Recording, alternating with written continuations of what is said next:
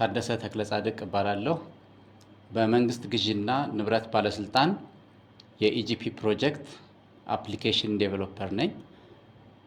በዚህ ክፍል የምንመለከተው የእቃ ጨረታን ወይንም ደግሞ ፕሮኪውርመንት ሪኩዊዚሽን እንዴት ይዘጋጃል፣ የጨረታ ሰነድ ዝግጅት እንዴት ይከናወናል፣ ጨረታ አየር ላይ የሚቆይበት ጊዜ እንዴት አድርገን እናስተዳድራለን የሚለውን እንዲሁም ደግሞ የጨረታ መክፈቻና መዝጊያ ስነ ስርዓትን ከዛም ቀጥለን የግምገማ ስነ ስርዓትን ወይንም የግምገማ ሂደትን እንመለከታለን።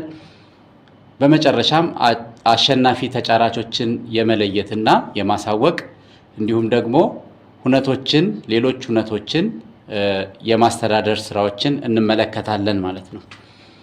እንግዲህ የግዢ ፕሮሰስ ወይንም የጨረታ ፕሮሰስ የሚባለው አስቀድመን ፕላን ነበረን። ከፕላን ቀጥሎ በፕላናችን ያዘጋጀናቸው ሎቶች፣ ፓኬጆች ይኖራሉ። እነዛም ፓኬጆች የጨረታ ሰነድ የመጫረቻ ሰነድን በመጠቀም የጨረታ ሰነድ ዝግጅት እናከናውናለን። እነዛን የጨረታ ሰነዶች አየር ላይ ካዋልን በኋላ ሶሊሲቴሽን ፔሪድ ወይንም ጨረታው አየር ላይ የሚቆይበት ጊዜ ይባላል። ከዛ በመቀጠል የተዘጋጁ የመጫረቻ ሰነዶች ተጫራቾች ይመጣሉ። ተጫራቾች ያቀረቧቸውን የመጫረቻ ሰነዶች በወቅቱ የመክፈቻ ስነ ስርዓት እናከናውንና ኢቫሉዌት ተደርገው በመጨረሻ አዋርድ ይሰጣል ወይም ለአሸናፊው ተጫራች የአሸናፊነት መግለጫ ይሰጠዋል ማለት ነው። ይሄ አጠቃላይ ፕሮሰሱ ሲሆን አሁን ሲስተሙ ላይ እንዴት እንደሚሰራ ቀጥታ ከሲስተሙ እንመለከታለን ማለት ነው። የመጀመሪያው ስራ ሲስተም ሴቲንግ ወይንም አፕሩቫል ወርክ ፍሎው ነው የምንመለከተው። የጨረታ ሰነድ ከተዘጋጀ በኋላ በማን አፕሩቭ ይሆናል? አፕሩቭ ከተደረገስ በኋላ እንዴት አድርገን ነው ጨረታዎችን ከየት ወዴት ነው ሊሄድ የሚገባው የሚለውን ነገር ነው የምንመለከተው ማለት ነው። ያንን ፕራክቲካሊ መመልከት እንጀምር። ተከታተሉ። በመጀመሪያ የአፕሩቫል ወርክ ፍሎውን ሴቲንግ የሚያስገባው የፒዩ ሄድ የምንለው ነው። ስለዚህ ዩዘር ኔም እና ፓስወርዳችንን ሲስተም ላይ እናስገባለን። ከገባን በኋላ ሁል ጊዜም ቢሆን ያለንበት ሞጁል የጨረታ ሰነድ ዝግጅትን ቴንደሪንግ የሚለው ሞጁል ላይ መሆናችንን እርግጠኛ እንሆናለን። ሮሉ ደግሞ የጂፒ አድሚኒስትሬተር ይሆናል ማለት ነው። በዚህ መሰረት ሲስተም ሴቲንግስ የምትለው ውስጥ እንገባና ወርክ ፍሎውን መስራት እንጀምራለን። ይሄ እንግዲህ ቴንደር ኢኒሼት ለማድረግ ማን ነው የሚያጸድቀው የሚለው ነው ወይንም አፕሩቫል ወርክ ፍሎ ነው እየሰራን ያለ ነው ማለት ነው። እዚህ ጋር እንደምንመለከተው ጀነራል ፕሮኪውርመንት ዩኒት ነው። ሌሎች ዩኒቶች ካሉን አንዳንድ ተቋማት ላይ ከአንድ በላይ ብራንች ሊኖራቸው ይችላል። የብራንቾቹ ለብቻው ወርክ ፍሎ ይመጣል። የብራንችና የዋና ተቋም ወይንም ሄድኳርተር የተለያዩ አፕሩቨርስ ስለሚኖሩ በዛ መሰረት እንዲህ ሴቲንጉን እንሰራለን። ቀጥለን ፕሪፓሬሽን ነው። ኢኒሺዬሽን የምንለው ፕሮኪውርመንት ሪኩዊዚሽን ያልነው ነው። የግዥ ጥያቄ የምናቀርብበት ነው። እዛ ላይ የምን አይነት የጨረታ ሰነድ እንጠቀማለን፣ እነማን ናቸው የጨረታ ሰነዱን የሚያዘጋጁት የሚለውን ነው የምናስቀምጠው። ፕሪፓሬሽን የሚባለው ደግሞ የጨረታ ሰነዱ ከተዘጋጀ በኋላ በማን ይጽደቅ። እዚህ ጋር እንደምንመለከተው በፕሮኪውርመንት ዩኒት ሄድ ተብሏል። በሮል ከሆነ ሮል ላይ ገብተን ነው ወርክ ፍሎውን የምንሰራው። ስለዚህ ፕሮኪውርመንት ዩኒት ሄድ የሚለውን መርጠናል። ሌሎችም አሁን ለምሳሌ ሌሎች ኢኒሺዬሽን አፕሩቨር የሚባል ሮል የሰጠነው ሰው ካለ በካስተማይዜሽን መሰረት በዛ መሰረት ለሱም እንዲያጸድቅ ወርክ ፍሎ ላይ መስራት እንችላለን። ከዛ ቀጥሎ ወርክ ግሩፕ የሚባሉት ደግሞ አጽዳቂ ኮሚቴዎችን አሳይን የምናደርግበት ነው። በዛ መሰረት አሳይን ካደረግን በኋላ በኮሚቴ አሳይን የሚደረግ ነው። ይሄኛው ከስተም የሚለው ደግሞ ሲስተም ውስጥ ያሉ ሌሎች ሰዎች እንትን የሚያደርጉ ከሆነ እነዛን የምናስገባበት ይሆናል ማለት ነው። ስለዚህ ይሄንን አስገብተን በዚህ መልኩ መሃል ላይ ለምሳሌ ምክትል ዋና አስተዳዳሪዎች ወይንም ደግሞ ምክትል ዋና ዳይሬክተሮች የሚያጸድቁ ቢሆን መሀል ላይ ከግዢ ቀጥሎ የሚያጸድቅ ቢሆን እዚህ ጋር የሱን ስምና የሱን ሮል አስገብተን እንትን ማድረግ እንችላለን። እንደፈለግን ደግሞ ወርክ ፍሎውን ከላይ ወደ ታች ከታች ወደ ላይ አሬንጅ ማድረግ እንችላለን ማለት ነው። ለጊዜው ግን ይሄ ስለማያስፈልገን ከዚህ ውስጥ እናወጣዋለን። ሌሎችንም በዚህ መልኩ ሲስተም ወርክ ፍሎ መስራት የመጀመሪያው ስቴፓችን ወይንም የመጀመሪያ ደረጃ ይሆናል ማለት ነው። ከዚህ ቀጥሎ እንግዲህ በፕላን ያዘጋጀናቸው ሎቶች ይኖራሉ ወይንም ፓኬጆች ይኖራሉ። እነዛን ፓኬጆች በመጠቀም ጨረታዎችን ለማውጣት ወይንም የጨረታ ሰነድ ለማዘጋጀት አስቀድመን ፕሮኪውርመንት ሪኩዚሽንስ ወይንም የግዢ ጥያቄዎችን ማሰናዳት እንጀምራለን። ያንን ለመስራት ቴንደር ሞጁል ላይ ነው ያለነው። እንዲሁም ደግሞ ሲኒየር ፕሮኪውርመንት ኦፊሰር የሚለው ሮል ላይ ነው የምንሄደው ማለት ነው። ስለዚህ የግዢ ባለሙያዎች ናቸው ይሄንን የሚሰሩት። አዲስ የጨረታ ሰነድ ዝግጅት ለማድረግ በፊት ፓኬጅ የምንለው አሁን ፕሮኪውርመንት ሪኩዚሽን ያልነው እዚህ ጋር አድ ለማድረግ ኒው የምትለውን እነካለን። ከዛ ቀጥለን ካሉን ሎቶች መካከል አሁን እየተመለከትን ያለነው የእቃ ሎት ነው። ስለዚህ እዚህ ጋር የወርክስ አለን፣ የጉድስ አለን፣ ነን ኮንሰልተንሲ አለን። ስለዚህ ከነዛ ውስጥ እኛ የምንመርጠው ጉድስን ይሆናል ማለት ነው። ስለዚህ ዲቴይሉን ማየት ከፈለግን የተዘጋጁ አስቀድሞ የተዘጋጁ ሎቶች ዲቴይላቸውን በዚህ መልኩ እንመለከታለን። በስራቸው ያሉትን እቃዎችም በዚህ መልኩ ካየን በኋላ ቀጥታ የምንፈልገውን ሎት አድ እናደርገዋለን። አድ ለማድረግ እቺ የፕላስ ሳይኗን እንነካታለን። ከዛ በኋላ ለጨረታችን ስም እንሰጠዋለን። ለምሳሌ ፕሮኪውርመንት ኦፍ ፈርኒቸር የሚል ስያሜ ሰጠ ነው። ዲስክሪፕሽንም እንዲሁ ዲስክሪፕሽን የሚያስፈልገው ከሆነ እንሰጣለን። ከዛ ፕሮኪውርመንት ላንጉዌጅ ለጊዜው እየሰራ ያለው እንግሊዝኛ ቋንቋ ነው። በዛ መሰረት ፕሮኪውርመንት ላንጉዌጅ እንግሊሽ የሚለውን እንመርጣለን። እዚህ ጋር አድ ያደረግናት ሎት ትመጣለች። ይሄንን ሎት ስፕሊት ማድረግ ብንፈልግ ወይም ደግሞ የተወሰኑ አይተሞች እዚህ ውስጥ መቀላቀል የማይገባቸው ለምሳሌ ፈርኒቸር ውስጥ መግባት የማይገባቸው በተናጠል መውጣት የሚገባቸው አይተሞች ካሉ እነዛን ለብቻ ማውጣት እንችላለን።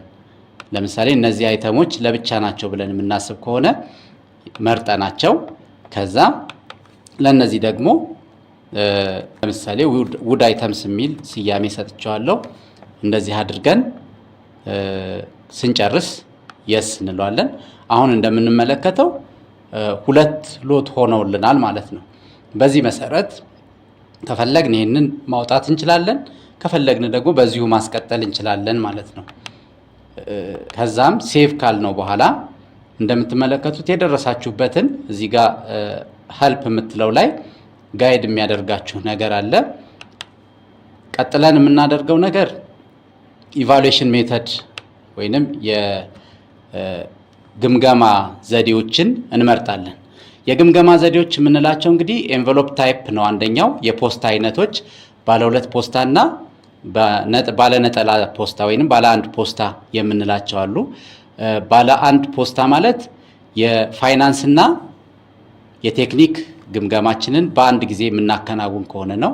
ባለ ሁለት ፖስታ ማለት ደግሞ መጀመሪያ የቴክኒክ ግምገማችንን ካከናወንን በኋላ ቀጥሎ ወደ ፋይናንስ የምንሄድ ከሆነ የቴክኒክ ያለፉትን ብቻ ወደ ፋይናንስ አሳልፈን የምንሄድ ከሆነ ይሄ ባለ ሁለት ፖስታ ይባላል ማለት ነው። ሁለት ጊዜ ነው የመክፈቻ ስነ ስርዓት የሚከናወነው። ስለዚህ ባለ አንድ ፖስታን እንመልከት በዚህኛው ዝግጅታችን። ቀጥሎ ያለው እቺ ስቴጅ ነው።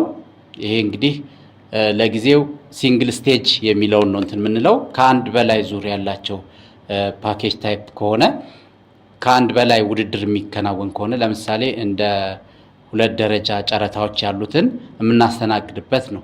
ሌላኛው ኢቫሉዌሽን ሜቶዶሎጂ ነው።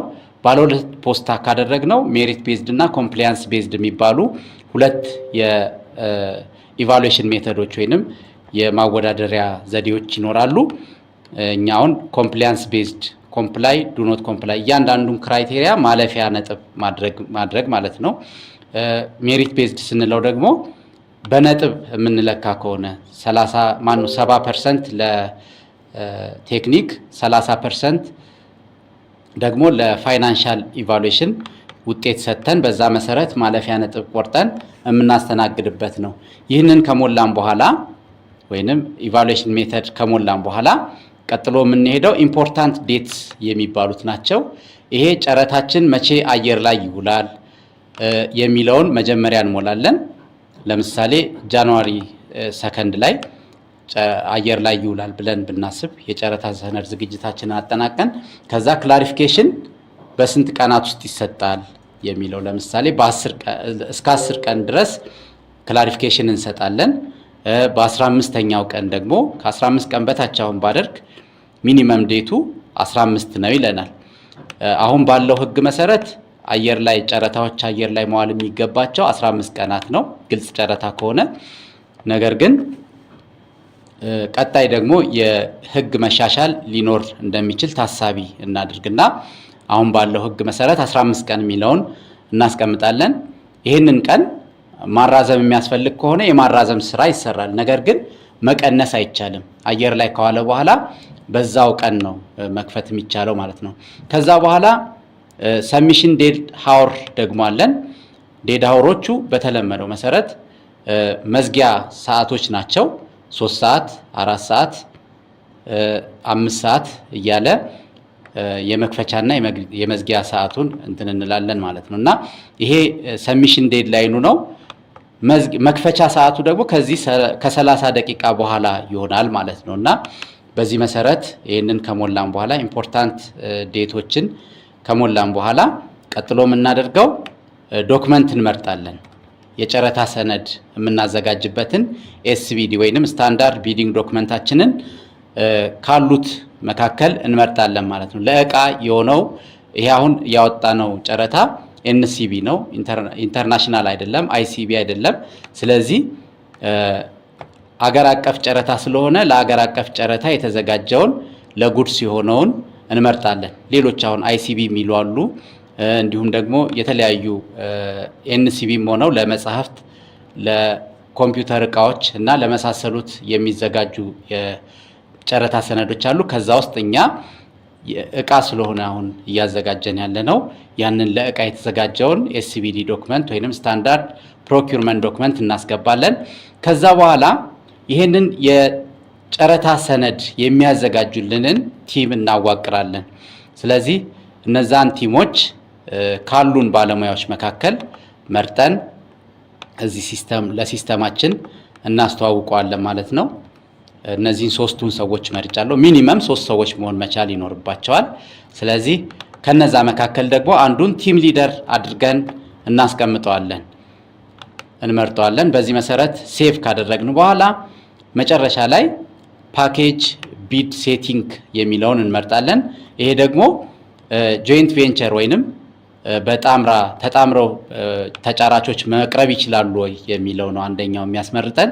ከዛ ኢሊጂብል ካንትሪስ ይሄውን ናሽናል ቢድ ስለሆነ ኢሊጂብል የሚሆነው ካንትሪ ኢትዮጵያ ነው የሚለውን እንመርጣለን።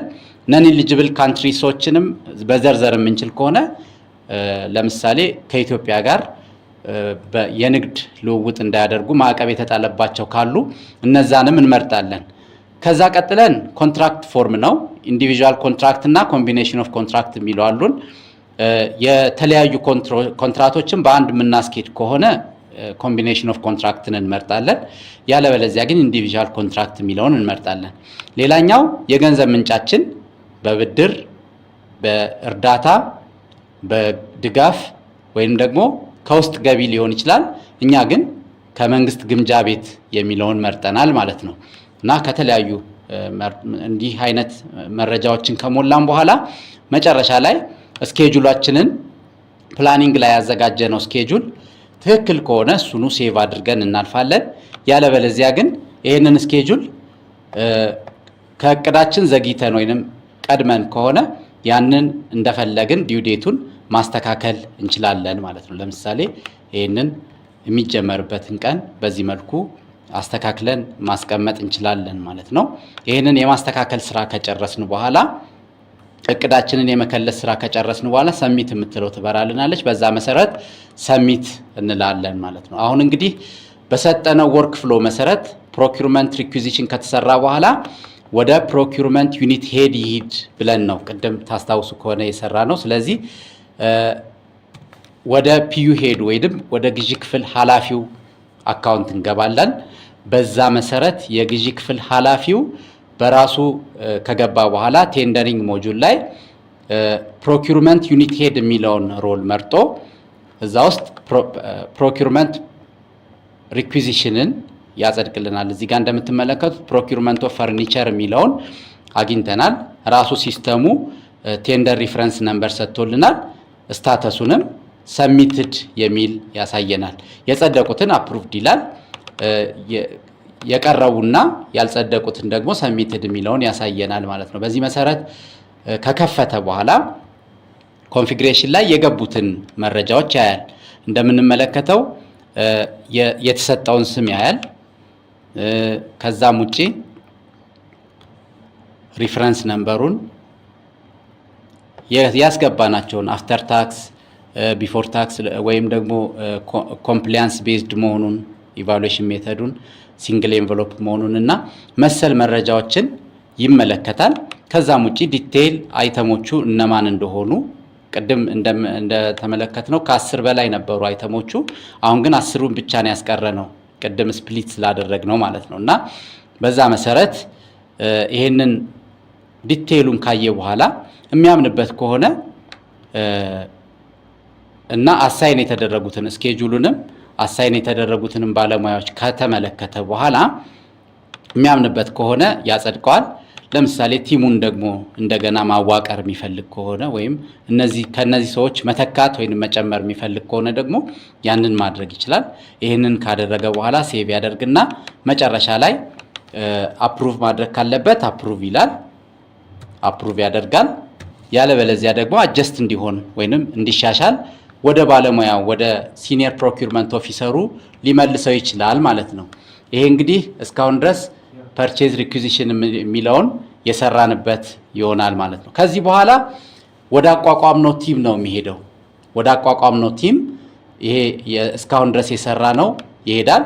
ያንን ደግሞ የሚሰሩት ቴክኒካል ኤክስፐርትስ የሚባሉት ቅድም ያቋቋምናቸው ናቸው። ከነዛ መካከል በቲም ሊደሩ ገባን።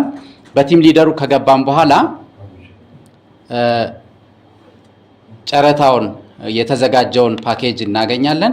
በዛ መሰረት ወደ ውስጥ ገብተን መጀመሪያ ፓኬጁን ከዛም ሎቱን ከፍተን የጨረታ ሰነድ ዝግጅታችንን እንመለከታለን። በዚህ መሰረት እንግዲህ አሁን እንደምንመለከተው ፕሮግረስ የምትላለች። እስካሁን ድረስ ምንም አይነት ስራ ስላልሰራን ፕሮግረሳችን ቀይ እያበራን የምንመለከተው። ቀዮቹ ልክ አንድ ስራ ሰርተን ስንጨርስ ለምሳሌ ቢድ ዳታ ሽት ነው መጀመሪያ መስራት ያለብን። ቢድ ዳታ ሽትን ስንጨርስ ይሄኛው ቀለሙ እየተቀየረ ይሄዳል ማለት ነው። ኢንስትራክሽን ቱ ቢደርስ እንግዲህ 9 ሴክሽኖች አሉት ኤስቢዲ ዶክመንት። ከነዛ መካከል ኢንስትራክሽን ቱ ቢደርስ ለተጫራቾች መመሪያ የምንሰጥበትና ማይነካ ፓርት ነው። ሁለተኛው ሴክሽን 2 የምንለው ቢድ ዳታ ሽት ነው። በዋነኝነት ተጫራቾች በዚህኛው ጨረታ ላይ ሲወዳደሩ ማሟላት የሚገባቸውን ዶክመንተሪ ኤቪደንሶችን እንዲሁም ደግሞ የተለያዩ መመሪያዎች የሚተላለፉበት ነው። ለዚህ ጨረታ የሚሆን ነው። የመጀመሪያው ጀነራል ነው።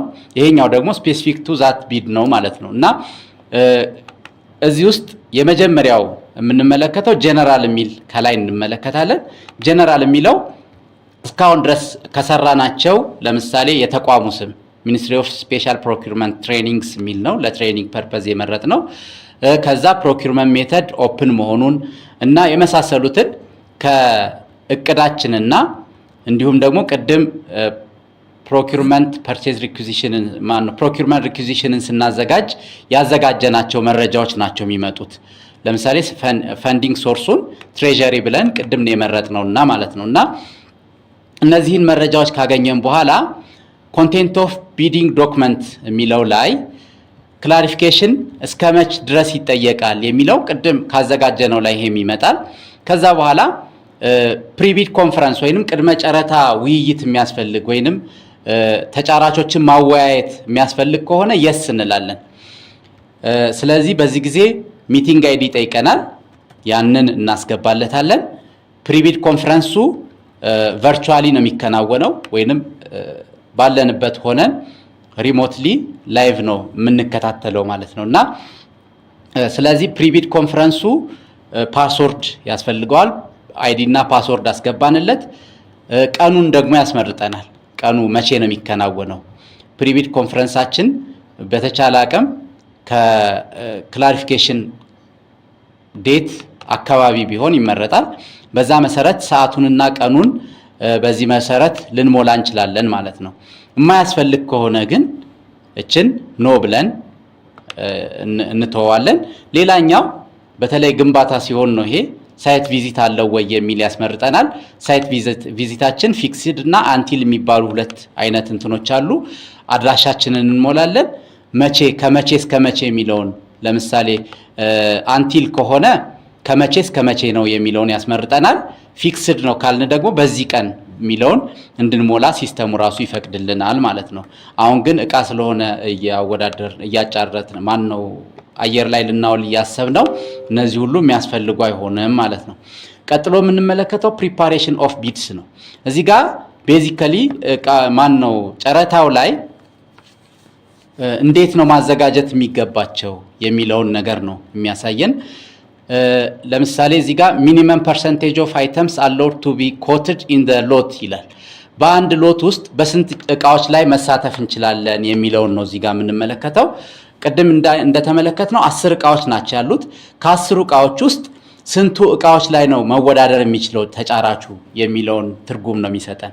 ስለዚህ 10% የምንለው ከሆነ ቢያንስ አንዱ እቃ ላይ መወዳደር አለበት እያልነው ነው ማለት ነው። ከ10 ማለት አንድ እቃ ላይ መወዳደር ይችላል ማለት ስለሆነ ማለት ነው። ከመቶ 1% ላይ መወዳደር ይችላል ወይንም ከመቶ 10% ማለት ካሉት እቃዎች ውስጥ አንዱ ላይ መወዳደር ይችላል እንደማለት ነው። የቀጣዩ ደግሞ ከአንዷ እቃስ በኳንቲቲ ከፋፍሎ ማቅረብ ይችላል የሚል ነው። ይሄ አይቻልም። ስለዚህ 100% ማቅረብ ይኖርበታል። ለምሳሌ 10 ስክሪፕቶ ጠይቀን ከሆነ 10ሩንም ስክሪፕቶዎች ማቅረብ ይኖርበታል ማለት ነው 100% ማለት። ሌላኛው ነምበር ኦፍ ይርስ ቱ ከቨር ኢን ዘ ሰሚሽን ኦፍ ፕሩፍ ኦፍ ዘ ቢደርስ ፋይናንሻል ስታንዲንግ የሚለው ነው። ይሄ ደግሞ ምን ያህል ፕሩፎችን ፋይናንሻል ስታንዲንግ የስንት ዓመት ፋይናንሻል ስታንዲንግን ማቅረብ አለበት የኦዲት ሪፖርት ማለት ነው። እና ፋይናንሻል አቋሙን ለመለካት የስንት ዓመት ኦዲት ሪፖርት ማቅረብ አለበት የሚል ነው። ይሄ ኤክስፒሪየንስ የሚጠይቁ ትልልቅ ግዢዎችን የምንፈጽም ከሆነ የምንከተለው ነው። የማያስፈልግ ከሆነ ግን ኖት አፕሊካብል የምትላለች እዚህ ቦክሷ ወደ ላይ መተን ስንመለከት እችኛዋ ኖት አፕሊካብል የምትልናት። የማያስፈልጉንን ነገሮች ኖት አፕሊካብል የምትለውን እችን እናበራታለን። በዛ መሰረት ራሱ ሲስተሙ ኖት አፕሊካብል ብሎ ይደፍንልናል ማለት ነው። ቀጥሎ ዶክመንት፣ ምን ያህል ዶክመንቶች ለፋይናንሻል ስታንዲንግ መቅረብ አለባቸው። ፋይናንሻል ስታንዲንግ ያስፈልጋል የምንል ከሆነ የ2 ዓመት ጠይቀን ከሆነ 2 ዶክመንት ልንጠይቅ ነው ማለት ነው። የማያስፈልገን ከሆነ ግን ኖት አፕሊካብል እንላለን። ቀጥሎ ደግሞ ሰርቲፊኬት ኦፍ ሳቲስፋክሽን፣ ይሄ የመልካም ስራ አፈጻጸም ደብዳቤዎች የሚያስፈልጉን ከሆነ ያንን የምንጠይቅበት ነው። ሳቲስፋክተሪ ዶክመንቶችን የምንጠይቅ ከሆነ ያንንም እናስገባለን። ለምሳሌ አንድ ዶክመንት ማቅረብ አለበት ቢያንስ። ከዛ ያንን የምናስገባ ከሆነ ደግሞ ሳቲስፋክሽን ምን ያህል ሌተሮችን የሚያስፈልጉት የሚለው ነው። ያኛው ከአንድ ተቋም የአንድ ዓመት ነው ያልነው። በአንድ ዓመት ውስጥ ግን ስንት ዶክመንቶች ማቅረብ አለበት? አንድ ዶክመንት ሊሆን ይችላል፣ 2 ዶክመንት ልንል እንችላለን ማለት ነው። ከዛ በጀተሪ ሳይዙስ፣ ይሄ ሳቲስፋክሽን ሌተር የስንት ብር ግዢ ወይንም የስንት ብር አቅርቦት አቅርቦ ነው እንትን ያለው። ለምሳሌ የ2 ሚሊዮን 500 ሺህ ብለን ልናስቀምጥ እንችላለን። እንደ እቃው ክብደት ነው። ትንንሽ እቃዎች አቅርቦት ከሆነ ግን ይሄ መገደብ ስለሚሆን ያን ያህል ኤክስፒሪየንስ ላንፈልግ እንችላለን። የማንፈልጋቸው ከሆነ ኖት አፕሊካብል ብለን ማለፍ እንችላለን። ሌላኛው ቢድ ቫሊዲቲ ፔሪድ ነው። ጨረታው ለምን ያህል ቀናት ጸንቶ ይቆያል የሚለውን ነው የሚያሳየን እዚህ ጋር። ስለዚህ በዋነኝነት ለ60 ቀናት ወይንም ለ2 ወራት ያህል ጨረታው ጸንቶ የሚቆይበት ጊዜ ነው። ቀጥለን ኮንትራክት ታይፕ ነው። ኮንትራክት ታይፖች ብዙ አይነት ኮንትራክት ታይፖች አሉ። ለምፕሰም የምንለው በጥቅል ውል የምንገባ ከሆነ ነው። ዩኒት ፕራይስ ደግሞ ቤዝድ ኦን ዩኒት ፕራይስ ነው ውላችን የሚፈጸመው ማለት ነው። ለምፕሰም ካልነው በጥቅል ነው ማለት በአጠቃላይ 10 እቃዎች ከሆኑ 10 ኳንቲቲው የአንድ እቃ ኳንቲቲው 10 ከሆነ ለ10ሩ ነው ውል የምንገባው ማለት ነው። በተናጠል ከሆነ ደግሞ ዴሊቨሪያቸው የማይታወቅ ከሆነ በዛ መሰረት ዩኒት ፕራይስ ኮንትራክት እንገባለን ማለት ነው። ለምሳሌ ማዕቀፍ ሲሆን በዩኒት ፕራይስ እንገባና በኋላ ላይ ምን ያህል ዴሊቨር እንደሚደረግ ግምት ካልሆነ በስተቀር ስለማይታወቅ በዩኒት ፕራይስ ነው የምንገባው ማለት ነው። የሚታወቅ ከሆነ ግን በለምፕ ሰም እንገባለን ማለት ነው። ሌላኛው ቢድ ሴኩሪቲ ዲክላሬሽን ይፈቀዳል ወይ የሚል ነው። ይሄ በውሉ መሰረት ባላቀርብ ይህንን ልቀጣ ቃል እገባለሁ እያልን በቃል መግባት ብቻ የምንፈጽመው ከሆነ ነው የስ ልንል የሚገባን። አሁን ባለው አሰራራችን የሚፈቀዳለም፣ ግን በአዲሱ አዋጅና በአዲሱ መመሪያ ግን ይሄ ነገር የተፈቀደ ይሆናል ማለት ነው። ሌላኛው ቢድ ሴኩሪቲ ያስፈልጋል ወይ፣ የጨረታ ማስከበሪያ ያስፈልጋል ወይ ነው። አዎ የግድ በአብዛኞቹ ጨረታዎች ላይ የጨረታ ማስከበሪያ ማስያዝ ወይንም ጨረታውን ያሸነፈው ተጫራች ባሸነፈው መሰረት ውል ባይገባ የምንይዘው እዚህ ጋር ልናስገባ ይገባናል። እንደ እቃው አይነት እኛውን ለምሳሌ 5000 እንትናልን፣ ከዛ በኋላ ከረንሲ መምረጥ ይገባናል። እዚች ጋር ከረንሲን እንመርጣታለን። ከዛ ቀጥሎ ኢኩቫለንት ከረንሲ ያስፈልጋል ወይ፣ ለምሳሌ ኢትዮጵያ ብር ነው ብለናል መገበያያችን። ኢኩቫለንት የሆነ ሌሎች መገበያያ ኖቶችን ማቅረብ የሚችል ከሆነ ደግሞ ያንን እዚህ ጋር የስ እንለዋለን። ቀጥሎ ቢድ ሴኩሪቲ የሚያስይዙት በምን አይነት ፎርም ነው የሚለውን ነው። ስሞል ኤንድ ማይክሮ ኢንተርፕራይዝ ወይንም ጥቃቅንና አነስተኛ ተቋማት ሲሆኑ ሌተር ማቅረብ ይችላሉ። ከዛ ውጪ ያው ዋየር ትራንስፈርም ባንክ ጋራንቲም እናስይዝ ቢሉ ግን የምንከለክላቸው አይሆንም ማለት ነው። ሌላኛው ሎካል ቢደርስ ቢድ ጋራንቲ ሲፒኦ ነው ማስያዝ የሚገባቸው፣ ያንን እንመርጥላቸዋለን። ፎሬን ቢደሮች የማይሳተፉ ከሆነ ደግሞ ኖት አፕሊካብል የምትለውን እንመርጣታለን። ሌላኛው ቢድ ሴኩሪቲ ቫሊዲቲ ፔሪድ፣ ከላይ ቢድ ጨረታችን ለስንት ያህል ቀን ጸንቶ ይቆያል ብለን አስቀምጠናል። ለ60 ቀን ብለናል እዚህ ከላይ እንደተመለከት ነው ማለት ነው፣ ለ60 ቀን። ስለዚህ የጨረታ ማስከበሪያውስ ለስንት ቀናት ጸንቶ ይቆያል የሚለውን ደግሞ እዚህ ጋር ሲደመር 28 ቀን ነው ባለው መመሪያ መሰረት 28 ቀን መደመር ይኖርብናል። ስለዚህ በዛ መሰረት 88 ቀን ልንል እንችላለን። ወይም ደግሞ ከ28 ቀን ያላነሰ ጊዜ መጨመር ስለሚገባን የጨረታ ማስከበሪያን ለማስያዝ ያንን እንመርጣለን። ከዛ ቀጥለን የምንመለከተው ፕራይስ አጀስትመንት ነው። ፕራይስ አጀስትመንት የሚያስፈልገው በተለይ የማዕቀፍ ሲሆኑ ወይንም የአቅርቦት ጊዜያቸው ለእቃ ሲሆን ከ6 ወር በላይ ከሆነ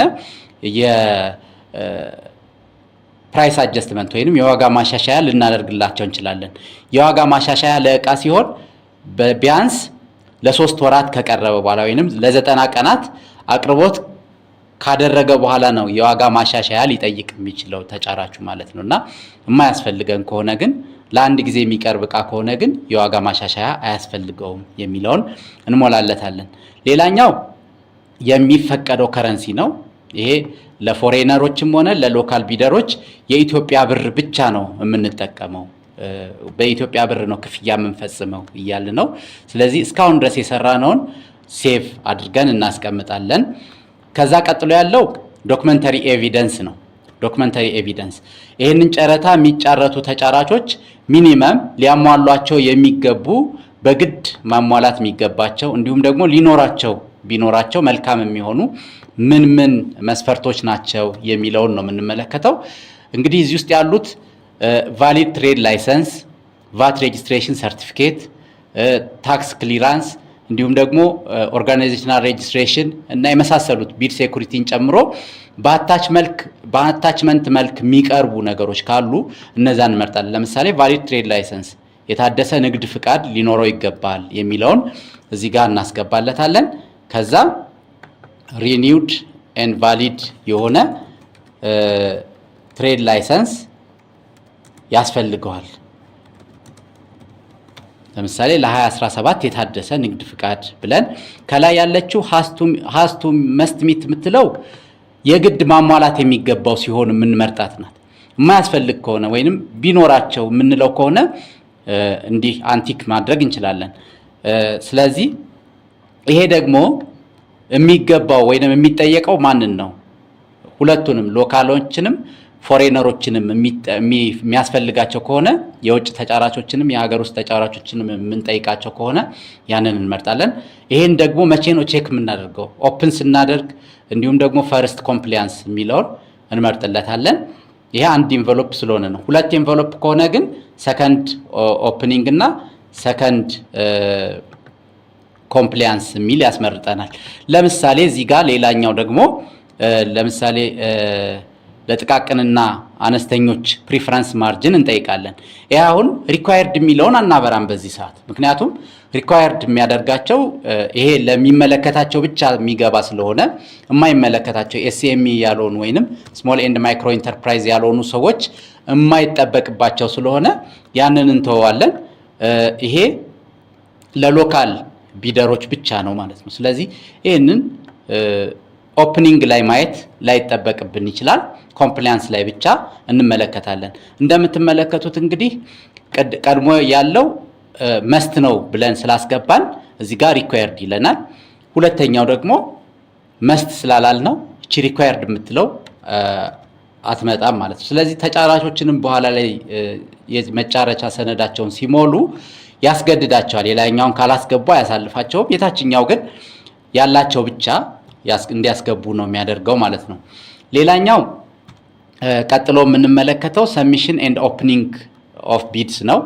የመክፈቻንና ሰሚት የማድረጊያን መረጃን የሚያሳየን። ስለዚህ 15 ቀን ሰጥተነዋል። ስለዚህ ከነገ ጀምሮ ወይንም ከተነጎዲያ ጀምሮ ባሉት ዕለታት ወይም ከጃንዋሪ 2 ጀምሮ ቆጥሮ 17 ቀን ብሎናል ማለት ነው። እዚህ ጋር እንደምንመለከተው ሰሚሽን ዴድላይኑ ቅድም ያስገባ ነው 3 ሰዓት ብለን የመረጥነው። ኦፕኒንጉን ራሱ ሲስተሙ ከ30 ደቂቃ በኋላ 3 ሰዓት ከ30 አድርጎታል ማለት ነው። ከዛ በኋላ ሪፕሬዘንታቲቮቹ ስንት ሪፕሬዘንታቲቭ በየተጫራቾቹ መቅረብ ይችላል የሚለውን ነው እዚህ ጋር ሴት የምናደርገው። ቨርቹዋሊ ነው የሚገኙት ተጫራቾች። በዚህ መሰረት ሚቲንግ አይዲ እንዲሁም ፓስኮድ እናስገባለታለን። ኤንቨሎፕ ታይፑን ቅድም የመረጠው ነው። ይህንን ሰርተን ከጨረስን በኋላ ሴቭ እናደርጋለን። ቀጥሎ ኢቫሉዌሽን ኤንድ ኮምፓሪዝን ኦፍ ቢድስ ነው። ኢቫሉዌት የምናደርገው እንዴት ነው የሚለውን ደግሞ እዚህ እናስገባለን። ፕራይስ አናሊሲስ የሚያስፈልግ ከሆነ ፕራይስ አናሊሲስ የምትለውን እንመርጣለን። ከዛ ውጪ ኢዝ ፕሪፈረንስ ጋራንትድ፣ ይሄ ለጥቃቅንና አነስተኞች ፕሪፈረንስ ይሰጣቸዋል ወይ የሚለው ነው። የአገር አቀፍ ጨረታ ስለሆነ ማለት ነው። ፕሪፈረንስ አገር አቀፍ ጨረታ ሲሆንና ኢንተርናሽናል ጨረታ ሲሆን ይለያያል። 15% ነው ለኢንተርናሽናል ሲሆን ሎካል ማኑፋክቸረርስ የሚፈቀድላቸው። ከዛ ውጪ ስሞል እና ማይክሮ ኢንተርፕራይዞች ደግሞ ከሎካል ቢደሮች ጋር ሲወዳደሩ 3% ፕሪፈረንስ አላቸው። ያንን መመሪያ እዚህ ጋር ፕሪፈረንስ ማርጅን የምትለው ላይ የምናገኘው ይሆናል ማለት ነው። ሌላኛው አዋርድ ኦፍ ኮንትራክት የሚለው ነው። ኮንትራክት አዋርድ የምናደርገው አይተም ቤዝድ ነው ወይስ ደግሞ ሎት ቤዝድ የሚለው ነው። ይሄ ማለት አይተም ቤዝድ ሲሆን በተናጠል እያንዳንዱ እቃ የራሱ አሸናፊ ይኖረዋል። ካለበለዚያ ግን አንድ ላይ በአንድ ሎት ያወጣናቸው እቃዎች በአጠቃላይ አንድ አሸናፊ ብቻ ይኑረው የምንል ከሆነ በተለይ የሆቴል ሰርቪስ የምንጠቀም ከሆነ የምንጠቀምበት ነው። ወይንም አንዳንድ እቃዎች ለምሳሌ ጄኔሬተር መግዛት ፈለግን፣ ከጄኔሬተሩ ጋር አብረው የሚመጡ እቃዎች ካሉና ያንን ከአንድ አቅራቢ ብቻ መግዛት የምንፈልግ ከሆነ ሎት ቤዝድ እንለዋለን። ያለበለዚያ ግን አይተም ቤዝድ ብለን እያንዳንዱ እቃ በተናጠል አሸናፊ እንዲኖረው ማድረግ ማለት ነው ያኛው። ስለዚህ ይሄንን ከመረጥን በኋላ ምን ያህል ካሸነፈ በኋላ ውል ሲገባ ምን ያህል ፐርሰንት ሊያድግ ሊጨምር ወይንም ሊቀንስ ይችላል የሚለውን ደግሞ በመመሪያው መሰረት 20 ብለን አልፈነዋል ማለት ነው። ሌላኛው አዋርድ ኔጎሽዬሽን ነው። ከአሸናፊው ከተለየ በኋላ ኔጎሽዬት ማድረግ ወይንም ዋጋ ላይ መደራደር ወይንም በሌሎች ድርድር ካለ ያንን የስ እንላለን።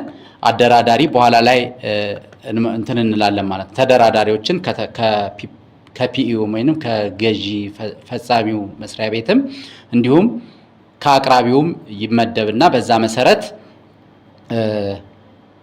የሚፈጸም ይሆናል ማለት ነው። ስለዚህ አሁን አንዷን ሞጁል ጨረስን፣ ወደ ሁለተኛው ሞጁል እየሄድን ነው ማለት ነው።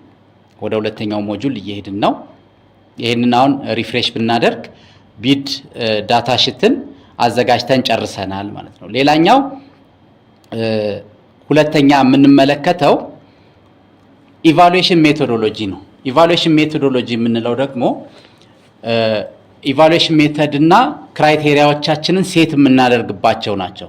እነዚህ በኋላ ላይ እዚህ ላይ ያላስቀመጥነው ነገር እንደ መገምገሚያ መስፈርት አድርገን ማቅረብ አንችልም። ስለዚህ አሁን ያለነው አድሚሲቢሊቲ ኦፍ ቢድስ ነው። ይሄ ማነው ፕሪፓሬሽን ኦፍ ማነው ፕሪሊሚናሪ ኢቫሉዌሽን ነው። ፕሪሊሚናሪ ደግሞ ቅድመ ጨረታ ግምገማዎች ማለት ናቸው። ቅድመ ግምገማዎች ናቸው። ቅድመ ግምገማ ላይ ለምሳሌ ጨረታው የተዘጋጀበት ቋንቋ፣ የቢድ ሰሚሽን ሺት ፎርም መሙላቱን እንዲሁም ደግሞ ሌሎችንም እንደዚህ ቴክኒካል ኦፈር ስለማቅረቡ እና የመሳሰሉትን ነገሮች የምናቀርብበት ነው። እዚህ ጋር መጨመር እንችላለን። አዲስ ክራይቴሪያ ካለን መጨመር፣ ያለውን ደግሞ መቀነስ የምንፈልግ ደግሞ ከሆነ መቀነስ እንችላለን ማለት ነው። ፕሪ ላይ ለምሳሌ መታየት የሚገባቸው ሌሎች ክራይቴሪያዎች ካሉን እዚህ ጋር አድ የምትለውን ነክተን ክራይቴሪያውን እዚህ እናስገባለን።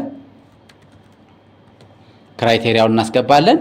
ከአይቲቢ ላይ ደግሞ አይቲቢ ነምበሯን እናስገባለን። ለምሳሌ 23.2 ሊሆን ይችላል። ሪፈር እያደረግን ያለ ነው። ከዛ ይሄኛው ሊንክ የትኛው ጋር ነው? ሰርቲፊኬሽን ኦፍ ኮምፕሊያንስ ላይ ነው ወይስ ቴክኒካል እንትን ላይ ነው የምናየው የሚለውን እንመርጥለታለን። ከዛ አይቲቢ ዲስክሪፕሽኑንም ደግሞ ከዛው ከአይቲቢ ላይ ወይንም ሴክሽን 1 ላይ ያለውን አይቲቢ ሪፈረንሱን እዚህ ማምጣት እንችላለን ማለት ነው። በዛ መሰረት አዲስ መጨመር እንችላለን። ያሉትንም ደግሞ ከዚህ ጨረታ ጋር አብረው የማይሄዱ ከሆነ መቀነስ እንችላለን ማለት ነው። ሌላኛው አድሚሲቢሊቲ ነው። አድሚሲቢሊቲ ማለት ደግሞ የተጫራቹን አቅም የምንለካባቸው ክራይቴሪያዎች ናቸው። ለምሳሌ ሌጋሊ ይሄ ተጫራች ብቁ ነው፣ ለዚህ ጨረታ ብቁ ነው የምንልባቸው መስፈርቶች ለምሳሌ ናሽናሊቲው በጨረታ ሰነዱ ላይ በተቀመጠው መሰረት ኢትዮጵያዊ ዜጋ ነው ወይ የሚለው ነው። ኢትዮጵያዊ ብለን ቅድም ኢሊጂቢሊቲ ላይ ስላስገባም ማለት ነው። ሌላኛው ደግሞ ኮንፍሊክት ኦፍ ኢንተረስት የሚያስፈልግ ከሆነ እናስቀምጣለን፣ የማያስፈልግ ከሆነ ደግሞ እንተዋለን ማለት ነው። እነዚህ መስፈርቶች ከኤስቢዲ ዶክመንታችን ወይንም ቢድ ዳታ ሽታችን ጋር ካስቀመጥነው ጋር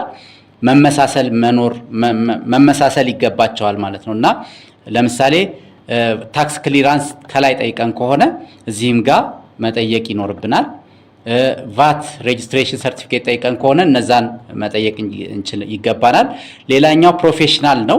ፕሮፌሽናሎችም ደግሞ የሚያስፈልጉ ከሆነ በተለይ ግንባታ እንዲሁም ደግሞ ሰርቪሶች ኮንሰልተንሲ ሰርቪስ ምናምን ከሆነ ያስፈልገናል። እቃ ላይ ከሆነ ግን ያን ያህል የማያስፈልጉ ነገሮች ከሆኑ በዚህ መልኩ ማውጣት እንችላለን ማለት ነው።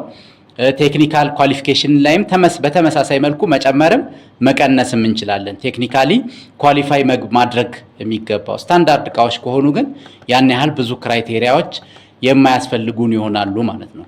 እና በዚህ መሰረት አዘጋጅተን ከጨረስን በኋላ ቀጥሎ የምንመለከተው ቴክኒካል ኢቫሉዌሽን ነው። ይሄ ቴክኒካል ኢቫሉዌሽን የሚባለው ሜሪት ቤዝድ ሲሆን ነው። በተለይ ቴክኒካል ስኮሪንግ ፖይንት እናስቀምጥለታለን፣ ክራይቴሪያዎች ሪኳየርመንቶችን እናስቀምጥለትና ያንን እንሄዳለን። አሁን ግን እኛ ኮምፕሊያንስ ቤዝድ ስለሆነ ኢቫሉዌሽን ሜተዳችን በዛ መሰረት እንትን እንላለን። ኤስቲሜትድ ማርኬት ፕራይስ ያጠቃላዩን እዚህ ጋር እናስገባለን። ይሄንን ካስገባን በኋላ ያው ሲንግል ኤንቨሎፕ ስለሆነ ነው ፋይናንሻል ኢቫሉዌሽን ላይ ቱ ኢንቨሎፕ በሚሆንበት ጊዜ የፋይናንሻል ፕሪ መገምገሚያ መስፈርቶችን እዚህ ጋር እናስገባለታለን ማለት ነው። እነዚህን ሁሉ ከጨረስን በኋላ አድሚሲቢሊቲን ስላልነካን ወደዚህ እንትን እያለን ነው። ስለዚህ አድሚሲቢሊቲን እንጨርስ። ፋይናንሻል ላይም እንዲሁ ከፍተን መቀነስ የሚገባንን መቀነስ፣ መጨመር የሚገባንን መጨመር ይገባናል። ለዛ ነው ቀይ የሚያበራልኝ እዛ ጋር። እነዚህን ሁሉ ከጨረስን በኋላ ቀጥሎ የምንመለከተው ስኬጁል ኦፍ ሪኳየርመንትስ ነው። ስኬጁል ኦፍ ሪኳየርመንት ላይ ጀነራል ሪኳየርመንት አለ፣ ጥቅል የሆነ ፍላጎታችንን ይሄ የጨረታ ሰነዱን ስንሞላ ቴክኒካል ሰነዳችንን ስንሞላ ምን ማድረግ እንዳለብን መመሪያ የምናገኝበት ማይነካ ፓርት ነው። ሴክሽን 6 ላይ ጀነራል ሪኳየርመንቶች አሉ። ለምሳሌ ኤምኤም ማለት ምን ማለት ነው? ሚሊ ሊትር መሆኑን እዚህ ጋር ያስቀምጥልናል። ሜዠርመንቶችን በተመለከተ ምን ማለት እንደሆኑ የሚያሳየን ሰነድ ነው። ሌላኛው ስፔሲፊክ ሪኳየርመንቶች ደግሞ እዚህ ጋር አታች የምናደርጋቸው ለምሳሌ ቲኦአር አዘጋጅተን የምናቀርብ ከሆነ ሌሎችንም እንደዚህ አይነት ነገሮች የምናቀርብባቸው ናቸው። ሌላኛው ዲዛይን ድሮይንግ ዶክመንት ለምሳሌ ፈርኒቸር ነው የጠየቅነው። ስለዚህ ለፈርኒቸሩ ዲዛይን ዶክመንት የምናቀርብለት ከሆነ እዚህ አታችን የምናደርግበት ነው። ዋናው ግን እዚህ ውስጥ ስፔሲፊኬሽን ነው። ስፔሲፊኬሽናችን ለእያንዳንዱ እቃ ምን መስፈርቶችን ዝርዝር መስፈርቶችን ማሟላት ይገባቸዋል የሚለውን የምናይበት ቦታ ነው። ስለዚህ ለምሳሌ ሲንግል ስቲል ቤድ የሚል አንድ እቃ አለን። ለዛ እቃ ኤክስፔክትድ ዴሊቨሪ ስኬጁሉን እናስቀምጣለን። ለምሳሌ በ30 ቀናት ውስጥ መቅረብ አለበት ልንል እንችላለን። ዋራንቲ ፔሪዮዱ ደግሞ ለ1 ዓመት ከሆነ 365 የሚለውን እናስቀምጥና መጀመሪያ የምናደርገው ነገር ምንድነው? አክሽን ላይ አፕዴት እናደርጋለን።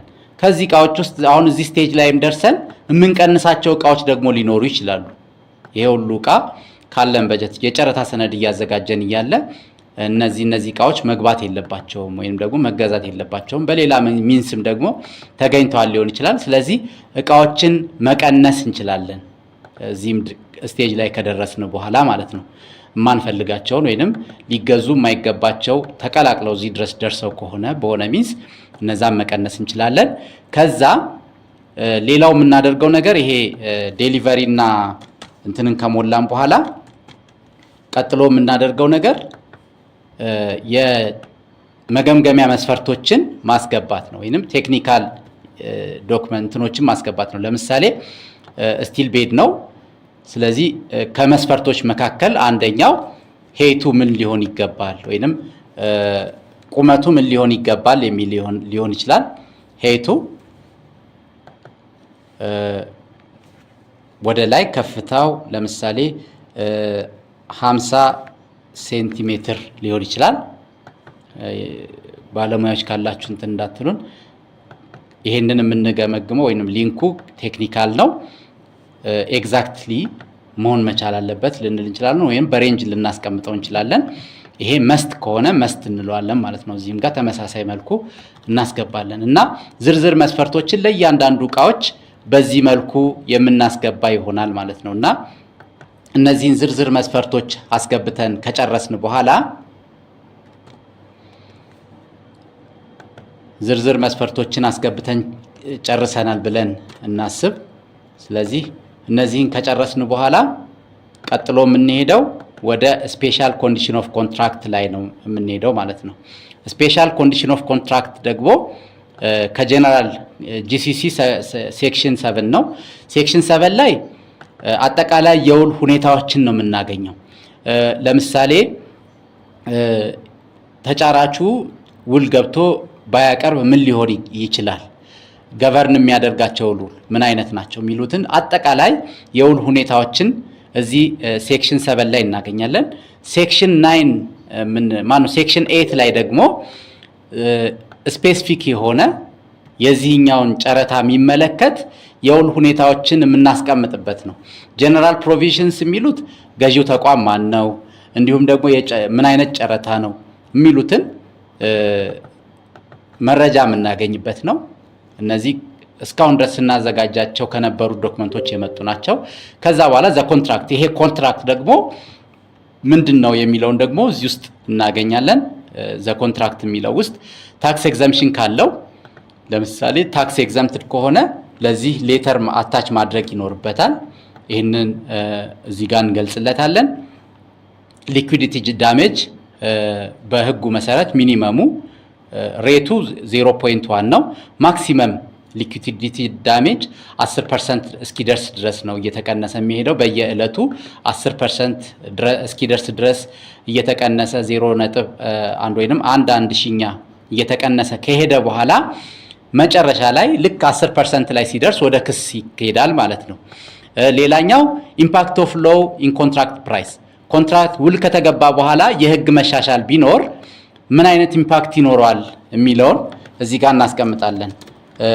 ምንም ማሻሻል ከሌለው ኖት አፕሊካብል ብለን ልናልፍ እንችላለን። ቀጥሎ ያለው ደግሞ ኢምፓክት ኦፍ ሎው ኢን ዴሊቨሪስ ላይ አቅርቦትስ ላይ የህግ መሻሻል ቢኖር አቅርቦቱ ላይ ምን ተጽዕኖ ይኖረዋል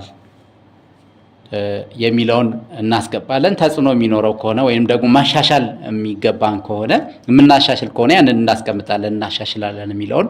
ሌላኛው አዲሽናል ዶክመንቶች ምን ዶክመንቶች መቅረብ ይኖርባቸዋል።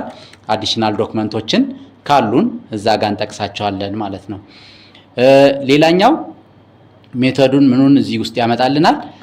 ውል ላይ መካተት የሚገባቸውን ነገሮች በአጠቃላይ እዚህ ያመጣልናል። ሌላው እንግዲህ ውል የምንፈርምበት ቦታ የት ነው? የውል ቦታው እዚህ ጋር በግልጽ መቀመጥ አለበት። ይሄ ኮንትራክት ዶክመንት ራሱ ኮንትራክት ነው ውል ነው ማለት ሳይሆን ለውል መነሻ ሀሳብ የሚሆኑ ነገሮችን እናገኛለን ማለት ነው። እና ኮንትራክት ሳይቱ እዚህ ነው። ፒፒኤስ ለምሳሌ ፒፒኤ ሰከንድ ፍሎር ሊሆን ይችላል ሎኬሽኑ። ኦፊስ ነምበሩንም እዚህ ልናስቀምጥ እንችላለን። 230 ብለን አስቀመጥን። ሲቲው አዲስ አበባ። ይሄ ተጫራቾች የማወቅ መብት ያላቸው ነው። ስለዚህ በተቻለን አቅም እነዚህን መረጃዎች ብናሟላ ውሉ በኋላ ላይ ምን እንደሚመስል ለተጫራቾች መረጃ እየሰጠን ነው። ከዛ በኋላ የግዢ ፈጻሚው ግዴታዎች ለምሳሌ እንደ ግዴታ ሊያስቀምጡ ከሚችሉ ነገሮች መካከል አንዱ ዶላርን ማመቻቸት ሊሆን ይችላል ኢንተርናሽናል እንትን ሲሆኑ፣ ወይም ደግሞ የክሊራንስ ማስፈጸም ሊሆን ይችላል። የጉምሩክን ጣጣዎች የማስፈጸም ሊሆን ይችላል። ወይም ደግሞ ሰፖርት ዶክመንት ማቅረብ ሊሆን ይችላል። ሰፖርት አሲስት የሚያደርገው በዚህ መልክ ሊሆን ይችላል ተጫራቹ። ከዛ የሚያቀርባቸው ሰፖርት ሌተር መጻፍ ሊሆን ይችላል። ዶክመንቶች ምን እንዴት አሲስት ያደርጋል፣ ምን ዶክመንቶችን ለሰፕላየሮቹ ያቀርባል፣ ስፔሲፊኬሽኖችን ምናምኖችን እያል ልንገልጽ እንችላለን። ሌላኛው ይሄ እንግዲህ የግዢ ፈጻሚው ተቋም ግዴታዎች ነው እዚህ ጋር እንትን የሚሉት። አዲስ ካለ አድ እያልን መጨመር እንችላለን። ሌላ ተጨማሪ የሚገቡ ነገሮች ካሉ ከሌሉ ግን ወደ ሰፕላየሩ ደግሞ እንሄዳለን። ሰፕላየሩ ምን ግዴታዎች አሉበት? ቅድም እንዳልነው ሁሉ እዚህም ጋር አዲስ ካሉ እዚህ ጋር ከተጠቀሱት ውጪ የምንጨምራቸው አዳዲስ ካሉ እንጨምራለን። ያለበለዚያ ግን እዚህ ውስጥ ለምሳሌ ፕራዮር አፕሩቫል የሚያስፈልጋቸው ቀድሞ እንትን ማድረግ፣ ለምሳሌ ከለር ቼንጅ ካለ የመረጥነው ከለር በሳምፕል ከሆነ ለምሳሌ ከለር ቼንጅ ካለ አስቀድሞ ለኛ ሊያሳውቀን ይገባል። የውሉን ቀን የአቅርቦቱን ቀን መቀየር የሚያስፈልግ ከሆነ እነዛን አስቀድሞ ማጸደቅ ይኖርበታል። ተቋሙ መፍቀድ አለበት የሚሉትን በዚህ መልክ እናቀርባለን ማለት ነው። ሌላኛው አግሪጌት ሊያቢሊቲው አጠቃላይ ኃላፊነቱ የማን ነው? የሰፕላየሩ ከሆነ 100% እንለዋለን። 50-50 የምንካፈል ከሆነ ደግሞ እንደዛ እንትን እንላለን። ሪስክ እና ሊያቢሊቲን በተመለከተም መረጃዎች ካሉን እዚህ ጋር ፕሮቪዥኖችን እናስገባለን ማለት ነው። ሪስክ እና ሊያቢሊቲዎችን እናስገባለን። ቀጥሎ የምናገኘው ኢንሹራንስ ከቨሬጅ ነው። ኢንሹራንስ በተለይ ተጓጉዞ ለሚመጡ ከውጭ ተጓጉዞ ለሚመጡ በኢንኮተርሙ መሰረት የማን ኃላፊነት ነው ኢንሹራንስ የሚለውን እዚህ ጋር የምናስገባ ይሆናል ማለት ነው። ይሄ ግን ከሀገር ውስጥ ምርት ውስጥ እንትን የምንለው ስለሆነ አያስፈልገንም። ሌላኛው ፐርፎርማንስ ሴኩሪቲ ያስፈልጋሉ። ይሄ በውሉ መሰረት ውል ከገባ በኋላ የውል ግዴታውን ባይፈጽም ፐርፎርማንስ ሴኩሪቲ ያስፈልገናል። ስለዚህ ያንን እናስቀምጣለን እዚህ ጋር። ያው 10% ነው ህጉ የሚለው። ስለዚህ እስከ 10% ድረስ የሚለውን እናስቀምጣለን። ሴኩሪቲውን ደግሞ በምን ፎርም ነው የሚያዘጋጁት? ቅድም እንደተመለከትነው ለኤስኤምኤዎች በሌተር ሊሆን ይችላል። ካቋቋማቸው ጥቃቅንና አነስተኞችን ከሚቆጣጠረው ኤጀንሲ የሚመጣ የተረጋገጠ ሌተር፣ ለሌሎቹ ደግሞ በዚህ መሰረት እናስገባለን ማለት ነው። ሌላኛው ፔመንት ተርምስ ናቸው። ይሄ ኢንተርናሽናል ቢደሮች የሉም ብለናል ቅድም። ፔመንት ተርም የምንላቸው ደግሞ እንዴት ነው ክፍያዎችን የምንፈጽመው? አዳዲስ ተርሞች ካሉ አድ ማለት እንችላለን እንደ ቅድሙ ሁሉ። ፔመንት ቤዚስ እንዴት ነው ክፍያውን የምንፈጽመው የሚለውን ስንመለከት ዴሊቨር እንዳደረገ ዲፋይንድ የሆኑ ዴሊቨረብልስ፣ አሁን እቃዎች ናቸው፣ ፈርኒቸር ናቸው። ስለዚህ ዲፋይንድ የሆነ ዴሊቨረብል ናቸው ማለት ነው። ስለዚህ ጠረጴዛ ከሆነ ጠረጴዛ ነው፣ ዲክሰን ሼልፍ ከሆነ ሼልፍ ነው። ስለዚህ እነዚህ ዲፋይንድ የሆነ ዴሊቨረብልስ አላቸው። ዲፋይንድ የሆኑ ዴሊቨረብልስ የሌላቸው ሰርቪሶች ከሆኑ ደግሞ እነዛን ዴሊቨረብል ቤዝድ ነው ሲቀርቡ ነው። እነዛ ለምሳሌ ስልጠና ከሆነ እነዛን ልክ ስልጠናው እንደተጠናቀቀ ክፍያዬን እፈጽማለሁ ምንል ከሆነ ደግሞ ይሄንን እንመርጣለን። ፔሪድ ቤዝድ ከሆነ ደግሞ በየወሩ በየሳምንቱ እያል ፔሪዲካሊ የምንከፍላቸውን እንመርጣለን ማለት ነው። ሌላኛው ዲፋይን ዴሊቨረብልስ የሁለቱ ውህድ ከሆነ ደግሞ ይሄንን እንመርጣለን። ስለዚህ እኛ የታወቀ እቃ ስለሆነ ዴሊቨረብል ቤዝድ ነው። ባቀረበ ጊዜ ነው ክፍያ የምንፈጽመው፣ አንድ ጊዜ ነው የምንፈጽመው ልክ አቅርቦቱ እንደተፈጸመ የሚል እንመርጣለን ማለት ነው። ሌላኛው ኤልሲ ማስከፈት የሚያስፈልገን ከሆነ ኤልሲ ሌተር ኦፍ ክሬዲት ያስፈልጋል የሚለውን የስ እንላለን። ያለበለዚያ ግን ይሄ ለኢንተርናሽናል ግዢዎች ነው። አሁንም ኤልሲ ሌተር ኦፍ ክሬዲት የሚከፈተው ማለት ነው። አድቫንስ ፔመንት አስቀድሞ ይሄም ለእቃ የሚሰራ አይደለም። አድቫንስ ፔመንት የሚያስፈልገን ከሆነ ግን ይህን ያህል መከፈል አለበት ብለን እንትን እንላለን። ትልልቅ ግዢዎች ሲሆኑ አድቫንስ ፔመንት ሊያስፈልግ ይችላል። ለምሳሌ ተሽከርካሪዎችን እና የመሳሰሉትን አድቫንስ ፔመንት እንላለን። ከዛ ግን አድቫንስ ፔመንት ሴኩሪቲ ደግሞ ልንቀበል ይገባናል። ሌላኛው ሪቴንሽን ነው። ሪቴንሽንም ከእቃ ጋር አብሮ የሚሄድ አይደለም። ግን ያው ምናልባት ጉዳት ቢደርስ ወይንም ችግር ቢደርስ የምንይዘው የምናስቀረው የሆነ ፐርሰንት እናስቀምጣለን ማለት ነው፣ ሪቴንሽንን ፈቅደን ከሆነ። ሌላኛው የመጨረሻው ፐርፎርማንስ ኦፍ ዲ ኮንትራክት ነው። ፐርፎርማንሱን እንዴት ነው የምንለካው? ለምሳሌ ኮንትራክት ኮመንስሜንት ፔሪድ በ10 ቀናት ውስጥ ነው አቅርቦት መጀመር ያለበት ብለን እንትን ልንል እንችላለን። መፈጸም ደግሞ ያለበት ቅድም ዴሊቨሪ ስኬጁል ባስቀመጥነው መሰረት በ30 ቀናት ውስጥ ማቅረብ አለበት ሊሆን ይችላል። ከዛ ኤክስፔክትድ ዴሊቨረብልስ እነማን ናቸው? ኤክስፔክት የምናደርጋቸው ዴሊቨረብልስ ፈርኒቸር ናቸው ብለናል። አሁን ቅድም የፈርኒቸር እቃዎች ናቸው፣ ጉድስ ናቸው። እነዚህ ጉድስ ከሆኑ ጉድስ ናቸው ብለናል። እቃዎች ከሆኑ እቃ ናቸው ብለን እናስቀምጣለን። ነን ጉድስ ከሆኑ ደግሞ ነን ጉድስ የሚለውን እንመርጣለን። የነዚህ ድርሻ ኮንትሪቢዩሽናቸው ከመቶ ምን ያህል ፐርሰንት ነው የሚለውን የኛውን እቃ ብቻ ስለሆነ 100% እናደርገዋለን። ክፍያው የሚፈጸመው ቅድም እንዳልነው ዴሊቨረብል ቤዝድ ነው። ይህንን ከሞላን በኋላ ፔመንቱ ፔመንት ተርሙ ፕራይስ ተርሙን ደግሞ እዚህ ጋር እናስቀምጣለን። ፕራይስ ተርሙም ለፈርኒቸር 100% ልክ ሲቀርብ 100% ክፍያ ይፈጸማል እያልን ነው። ከዛ ለክፍያ ምን ምን ዶክመንተሪ ኤቪደንስ ዶክመንቶች ሲቀርቡ ነው እንትን የምንለው። ለምሳሌ ደረሰኝ ሊሆን ይችላል። ስለዚህ ሪሲት ማቅረብ ይኖርበታል ሊሆን ይችላል ልንል የምንችለው። ወይም ደግሞ የተለያዩ ሰነዶችን ለምሳሌ ያጠቃቀም ማኗል ሊሆን ይችላል። ያጠቃቀም ማኗል ማቅረብ አለብህ ሊሆን ይችላል የምንለው እና እነዛን እናስቀምጣለን ማለት ነው። የሚያስፈልጉትን ካስቀመጥን በኋላ ሴቭ እንለዋለን። አሁን እንግዲህ ጨረታ ሰነዳችንን አዘጋጅተን ጨርሰናል። አዘጋጅተን ከጨረስን በኋላ ሰሚት ነው የምንለው። ሰሚት እንለዋለን። አሁን ወዴት ነው የሚሄደው? ቅድም ቲም ተብሎ የተቋቋመ አለ። ስለዚህ ወደ ቲሞች ነው የሚሄደው። ግን ከዛ በፊት ዶክመንቱ በተናጠል ያዘጋጀነው ከሴክሽን 1 እስከ ሴክሽን 8 ድረስ ያሉትን አዘጋጅተን ጨርሰናል። እነዚህን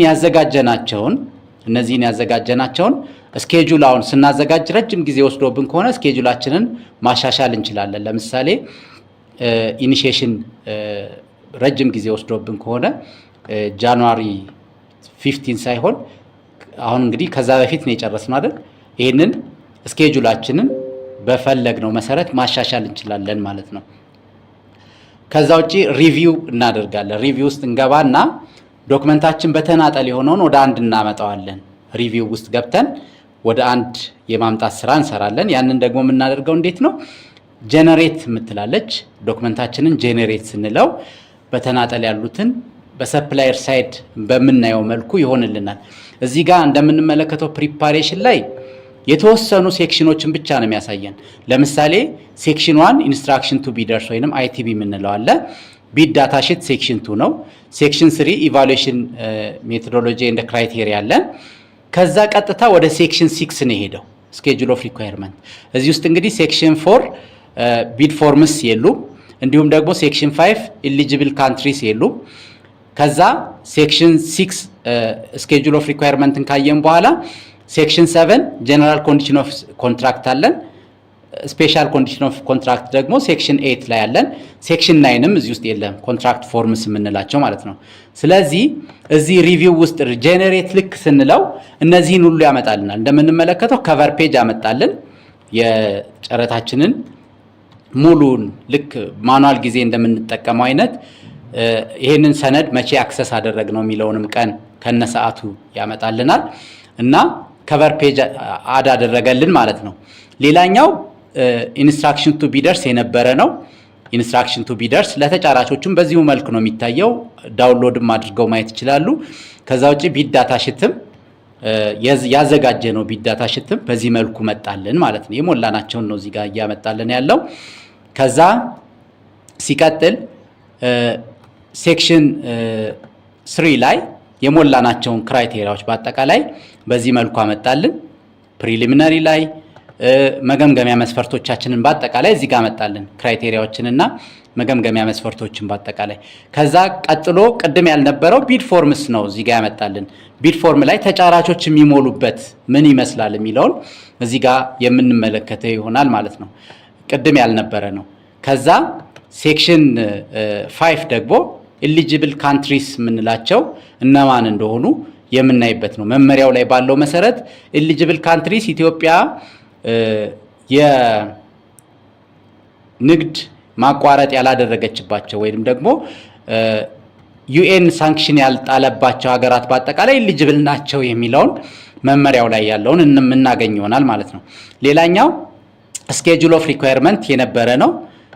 መጨረሻ ላይ ኮንትራክት ፎርምስ የሚለውን እናገኛለን። ይሄንን ከጨረስን በኋላ ጀነሬት ካደረግነው በኋላ ወደ ኢንቪቴሽን ነው የምንሄደው። ኢንቪቴሽን እንግዲህ ኢንቪቴሽን ዴቱን ራሱ ሲስተሙ ነው የሚያስቀምጠው ብለናል።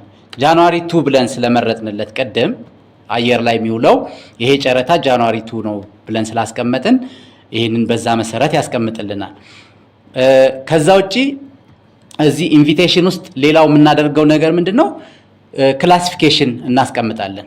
ክላሲፊኬሽን ማለት ምን ዘርፍ ላይ የተሰማሩ ተጫራቾች ናቸው እዚህ ጨረታ ላይ መሳተፍ የሚችሉት የሚለውን ነው ምንመርጥለት ማለት ነው። እና ይህንን ፈርኒቸር ስለሆነ ፈርኒሺንግ ላይ ያሉ ተጫራቾች መወዳደር ይችላሉ የሚለውን ከዚህ ከእንትን ውስጥ እንመርጥለታለን። በዚህ መሰረት ዘርፎቹ የሚመለከታቸው ብቻ እንዲሳተፉ ነው እዚህ ጋር የምናስገባው ማለት ነው። የሚመለከታቸው ላይ ብቻ እንዲሳተፉ በዚህ መሰረት እንመርጣለን።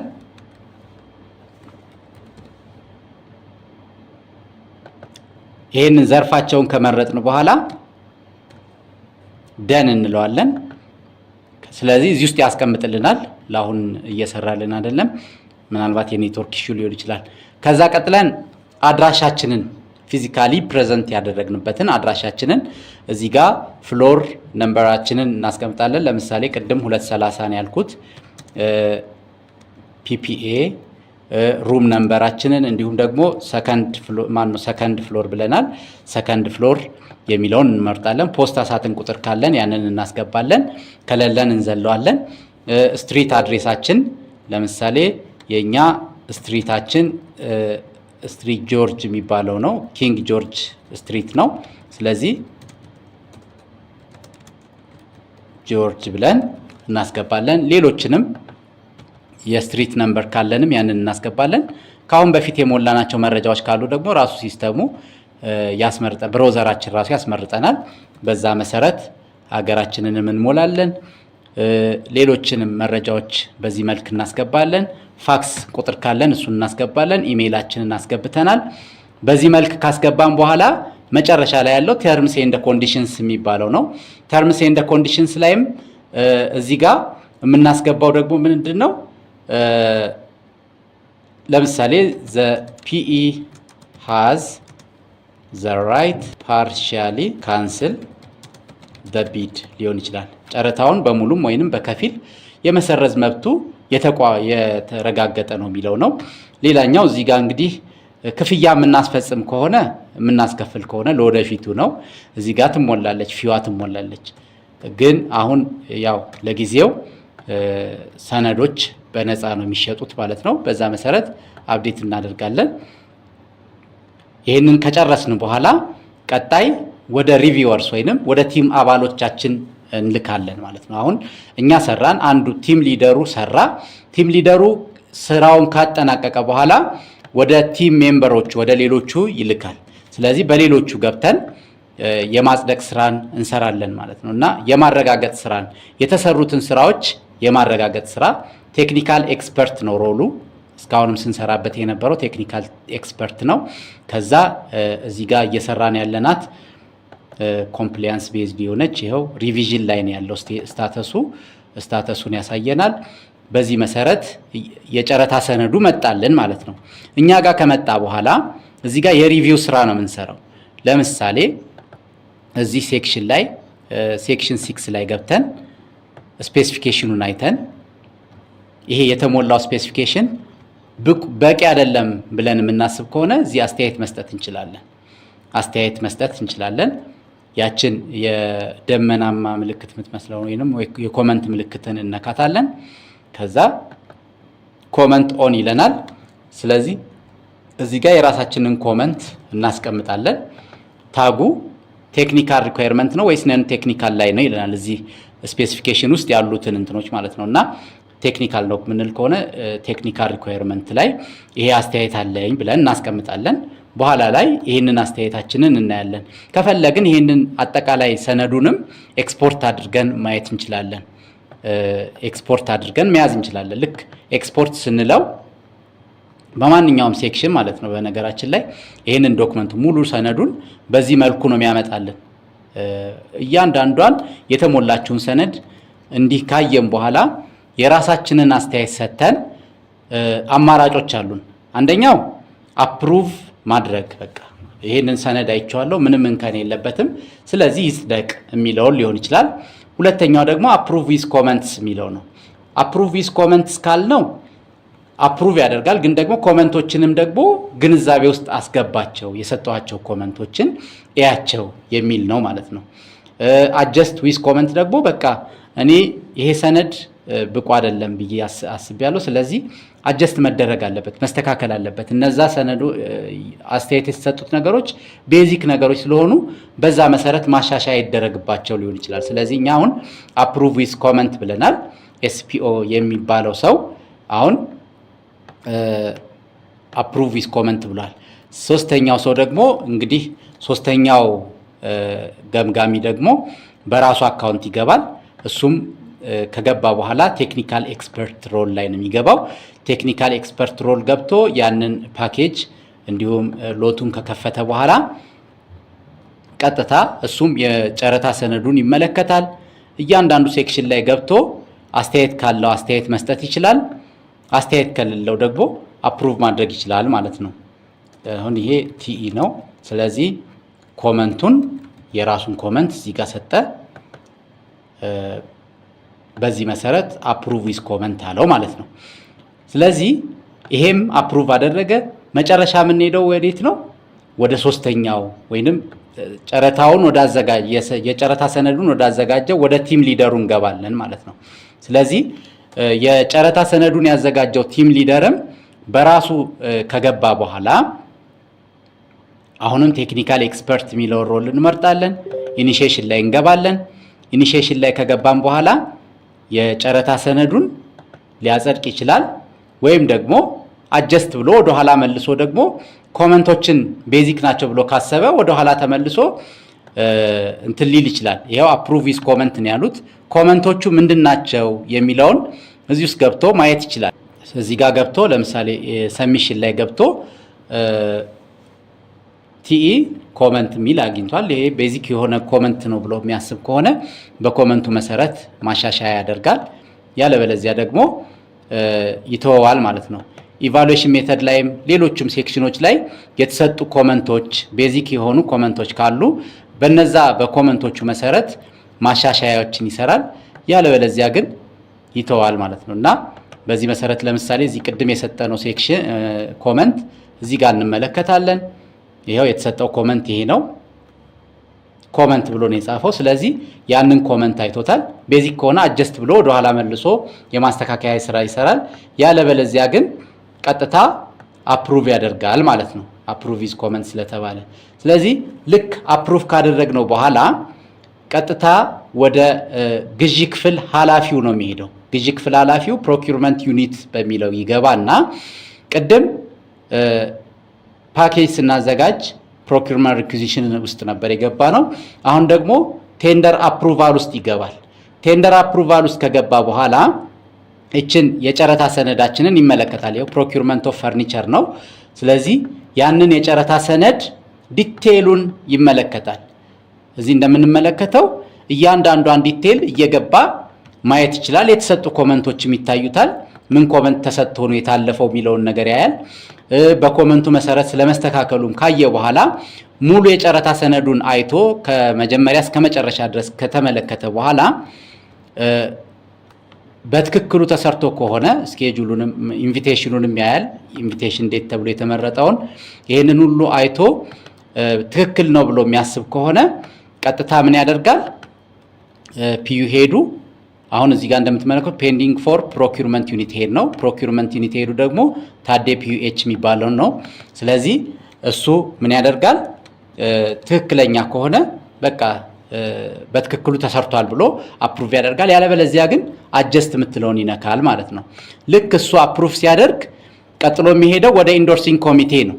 ኢንዶርሲንግ ኮሚቴ መጀመሪያ በኢንዶርሲንግ ኮሚቴው ቼርፐርሰን አማካይነት ሴቲንግ መሰራት ይኖርበታል።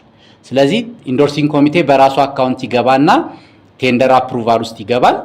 ከዛም ይመርጣል፣ ፓኬጁን ይመርጣል፣ ሎቱን ይመርጣል።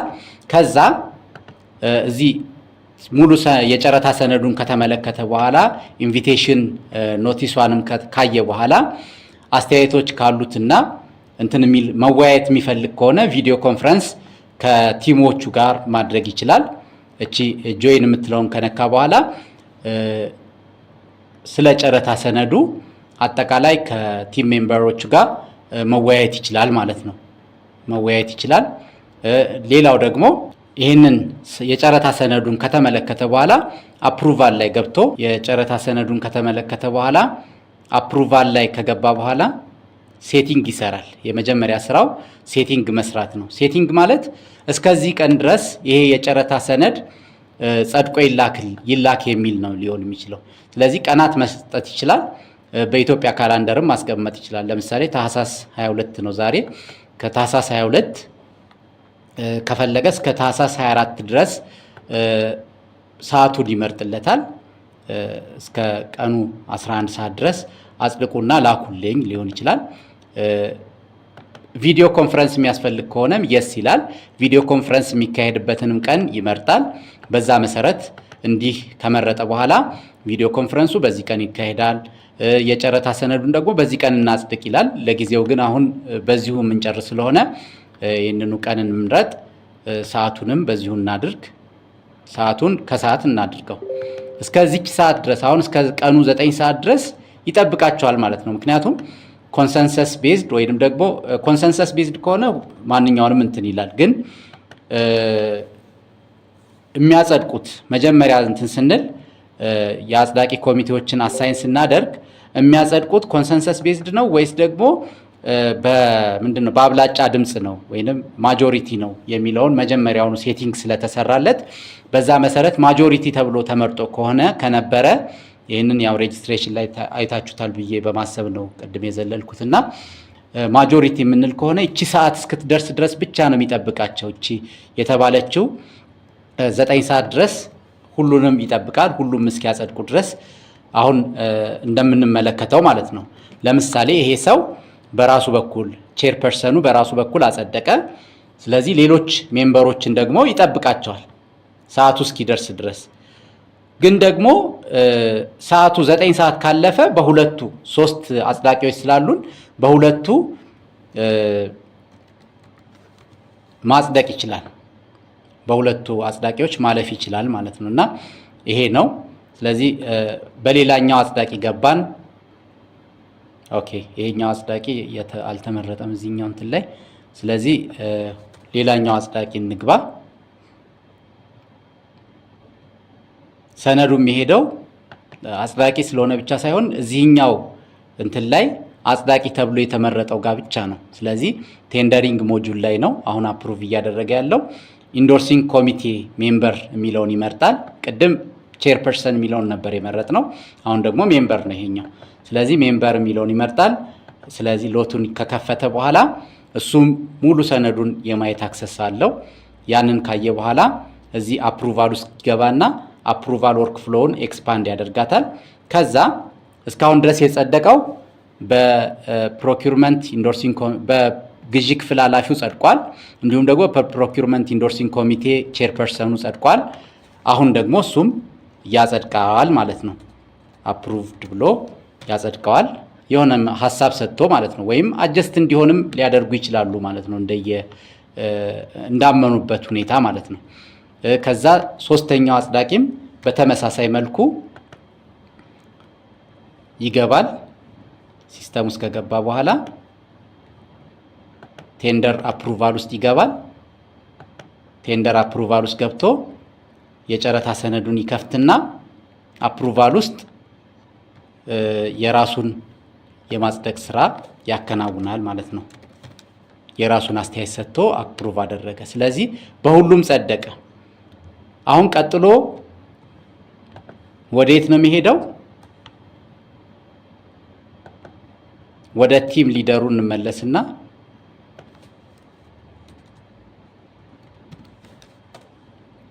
ቲም ሊደሩ ጋር ገብተን አየር ላይ እንዲውል እናደርጋለን ማለት ነው። አሁን ኦልሬዲ ሁሉንም ስራዎች ሰርተናል። ነገር ግን ከዛ በፊት ቀናቱን የማርዘም ወይንም ደግሞ የማስተካከል ስራዎች የሚያስፈልጉን ከሆነ በፒዩ ሄድ አማካይነት ወይንም በግዢ ክፍል ኃላፊው አማካይነት ፕሮኪውርመንት ሪኩዚሽን ውስጥ ገብተን ኢምፖርታንት ዴትስ የምትላለች እዚህ ውስጥ ኢምፖርታንት ዴትስ በፊት ጨረታ ሰነዶችን እንትን ይል የነበረ ያራዝም የነበረ የጨረታ ጊዜዎችን ሲያራዝም የነበረው ማን ነው? ሲኒየር ማን ነው? ቲም ሊደሩ ነበረ። ቴክኒካል ቲም ሊደሩ ነበር። አሁን ግን ተቀይሯል። የግዢ ክፍል ኃላፊው ሲፈቅድ ብቻ ነው። ለምሳሌ አሁን የግዢ አሁን ገና ቀኑ ገና ስለሆነ ዛሬ ጃንዋሪ ፈርስትን እንትን ብሎናል። ስለዚህ አየር ላይ የምናውለው ጃንዋሪ ፈርስት ላይ ነው ብለን የምናስብ ከሆነ ወይንም ጃንዋሪ 31 ነው የምንል ከሆነ ከዛ ውጭ ያሉት ዲሴብልድ ናቸው። ጃንዋሪ 31 ነው የጨረስነው ጨረታ ሰነዱን አዘጋጅተን። ስለዚህ በትክክለኛው አየር ላይ የሚውልበትን ሰዓት ማስተካከል ይቻላል ማለት ነው። ጸድቋል። በሁሉም ባልተጠበቀ ሁኔታ በጊዜ ስለጸደቀልን። ስለዚህ ከጠዋቱ አሁን 4 ሰዓት ተኩል ይላል በእኔ ሰዓት ማን ነው 10 ጉዳይ ይላል። ስለዚህ 5 ሰዓት ላይ አየር ላይ ይውላል ብለን ማስተካከል እንችላለን ማለት ነው። በዚህ መልኩ ማስተካከያ ካደረግን በኋላ ቀናቱንም ከፈለግን ከ15 ቀን ማነስ የለበትም ብለናል ቀደም። ስለዚህ ከ15 ቀን በላይ የሚያስፈልገው ከሆነ 16 ብለን ማስተካከልም እንችላለን ማለት ነው። እንዲሁም የመክፈቻና የመዝጊያ ሰዓቱንም ማስተካከል እንችላለን። አንዴ ሴት ካደረግነው በኋላ ግን እችን ቀን ማሳጠር አንችልም። ማስረዘም ግን ይችላል በግዢ ክፍል ኃላፊው አማካይነት ማለት ነው። ከዛ ቀጥሎ የምንሄደው ቴክኒካል ቲም ሊደሩ ጋር እንሄድና ቴክኒካል ቲም ሊደሩ ኢኒሺዬሽን ላይ ገብቶ ይሄንን የጨረታ አየር ላይ ያውሏል። አየር ላይ ሊያውለው አሁን እንግዲህ ቅድም የነበሩት ካርዶች ፕሪፓሬሽን፣ ሎት ስኬጁል፣ ሪቪው እና ኢኒሺዬሽን የሚሉት ነበሩ። አሁን ደግሞ ፐብሊኬሽን ላይ ደረስን ማለት ነው። ስለዚህ በፊት ኤክስቴንድ ፐብሊሽ ለማድረግ ክላሪፊኬሽን ዴድላይን ምናምን የሚሉት እዚህ ጋር እኛ እንደፈለግን ማስተካከል እንችል ነበር እንደ ቴክኒካል ቲም ሊደር ማለት ነው። አሁን ግን ይሄ ኃላፊነት ለግዢ ክፍል ኃላፊው የተሰጠ ስለሆነ ፐብሊሽ የሚለውን በተን መጫን ብቻ ነው የሚጠበቅበት ማለት ነው። በዚህ መሰረት ፐብሊሽ ያደረገ ቴንደር ኢዝ ፐብሊሽድ ኦን ፖርታል ኢፍ ዩ ዋንት ቱ ኤክስቴንድ ዘ ዴት ኮንታክት ዩር ፕሮኪውርመንት ዩኒት ይሄድ ይላል። ስለዚህ በፊት የነበረ ስለሆነ እችን ኖቲፊኬሽን እናገኛለን ማለት ነው። ስለዚህ አሁን የተጫራቾች ሳይት ላይ ገብተን ለትሬኒንግ የተዘጋጀ የተጫራቾች ሳይት ስላለ እዛ ላይ ገብተን ብንመለከት ይሄ ተቋም ወይንም ሚኒስትሪ ኦፍ ስፔሻል ፕሮኪውርመንት ትሬኒንግስ የምትለው ተቋም ያወጣውን ጨረታ ቀጥታ ማየት እንችላለን። ወይንም ዛሬ አየር ላይ የዋሉ ጨረታዎች ብለን ቼክ ብናደርግ እዚህ ቴንደርስ ውስጥ ገብተን ብንመለከት ዛሬ 2 ጨረታዎች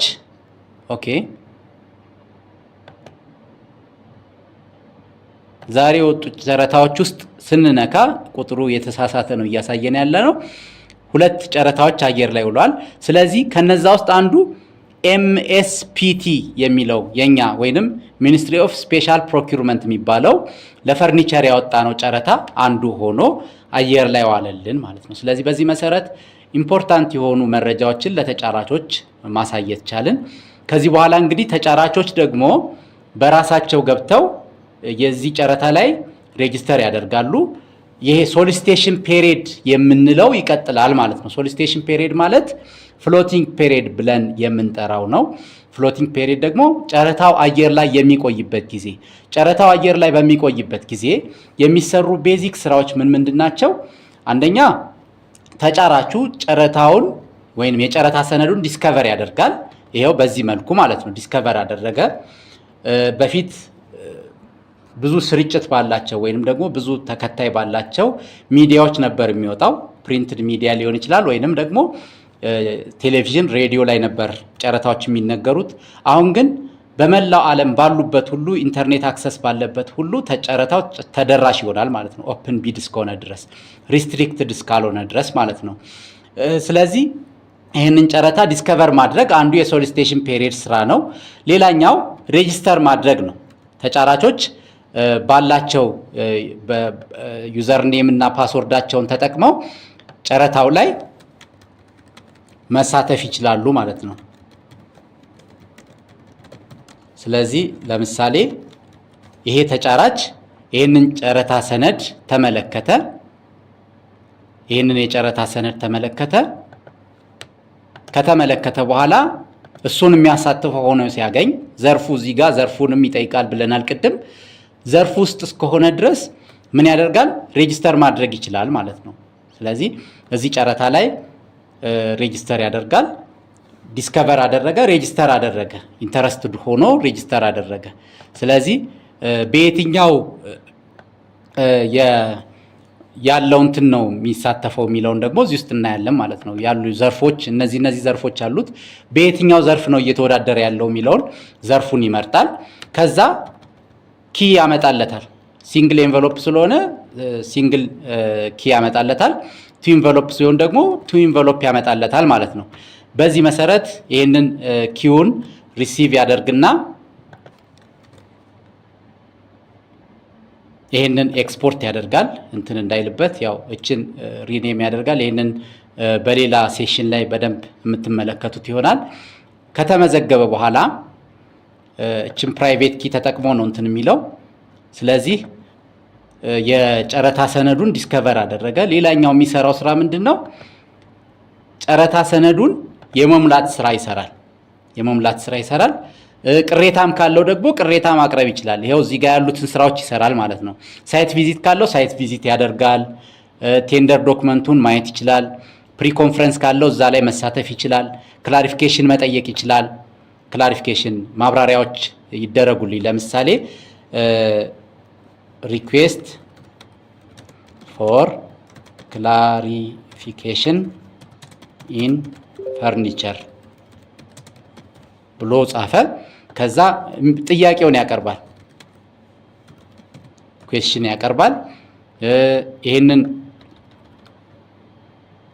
ሪፈረንስ ነምበሩን ለምሳሌ ቴንደር ሪፈረንስ ነምበሩን ያስቀምጣል። እዚህ ጋር ከሰነዱ ላይ ነው ሁሉንም መረጃዎች የሚያገኘው።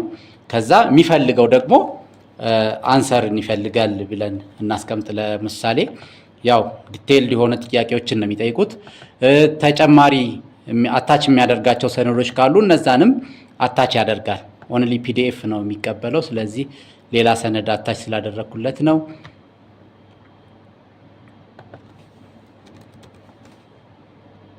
እሺ፣ ስለዚህ ለምሳሌ ይሄኛው አታች አደረኩኝ። ከዛ ሰሚት ያደርገዋል ማለት ነው። አሁን ከሚሰሩ ስራዎች ውስጥ አንዱ ክላሪፊኬሽን መጠየቅ ነው። ጠየቀ። በእንትን በኩል ደግሞ ምን ይመስላል የሚለውን እንመለከታለን በፒኢ ሳይድ። ሌላኛው ኮምፕሌን መጠየቅ ይችላል። ኮምፕሌን ይጠይቃል። ታይትሉን፣ ስልክ ቁጥሩን፣ ተቋሙን ከገለጸ በኋላ ኮምፕሌን ያደርጋል። ኮምፕሌን አድርጎት በተቋሙ የሚመለሰውን ምላሽ እዚህ ጋር ያገኛል። ክላሪፊኬሽን የሚለው ላይ ያገኛል። ምላሹንም ያገኛል ማለት ነው። ከዛ በተቋሙ የተሰጠው ምላሽ ካላረካው ደግሞ ስኬሌት ሊያደርግም ይችላል። ከሚሰሩ ስራዎች ውስጥ አንዱ ይሄ ነው። ሌላኛው እየሰራ አጋጣሚ ኪው ቢጠፋበት ሪጀነሬት ማድረግ ይችላል። ቢድ ሴኩሪቲ ማስያዝ ይችላል። የጨረታ ሰነዱን ማዘጋጀት ይችላል። ይሄ ዲስከቨር አደረገ። ስለዚህ የጨረታ ሰነዱን መሙላት ይችላል። ከዛ ሰሚት ማድረግ ይችላል። ሪቫይዝ ማድረግም ይችላል። ይሄ ሶሊሲቴሽን ፔሪየድ ላይ የሚሰሩ ስራዎች ናቸው። ከጨረታው ደግሞ መውጣት ይችላል። ከወጣ ግን መመለስ አይችልም ማለት ነው። ከዛ ኦፕኒንግ ላይ ደግሞ ኪ ሼር ማድረግ ይችላል። ጨረታ ሲከፈት ደግሞ የመክፈቻ ስነ ስርዓቱን መከታተል ይችላል ቨርቹዋሊ።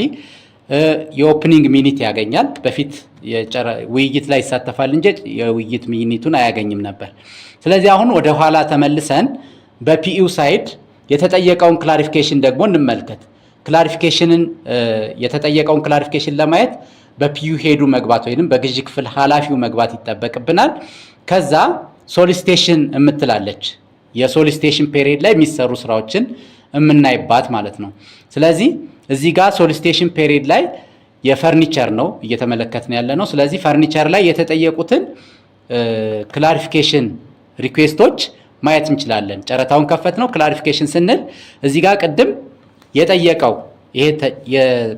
የጠየቀው ተጫራች ስም እናገኘዋለን። እዚህ ጋር ሪኩዌስት ፎር ክላሪፊኬሽን ፎር ኢን ፈርኒቸር ሎት ብሎ ነው የጠየቀው። አርቲክል 222 20 ብሎ ነው የሞላው። አንሰር ነው አውትካም የሚፈልገው አውትካም አታችመንት አለው። ስለዚህ ለዚህ ምላሽ የሚሰጥ ከሆነ መስጠት የሚፈልግ ከሆነ ዲቴይሉን እንደዚህ አድርጎ ማየት ይችላል። እንዲሁም በፒዲኤፍ አታች የተደረገውን እዚሁ ጋር ዳውንሎድ ማድረግ ይችላል ወይንም እንደዚህ ከፍቶ ማየት ይችላል።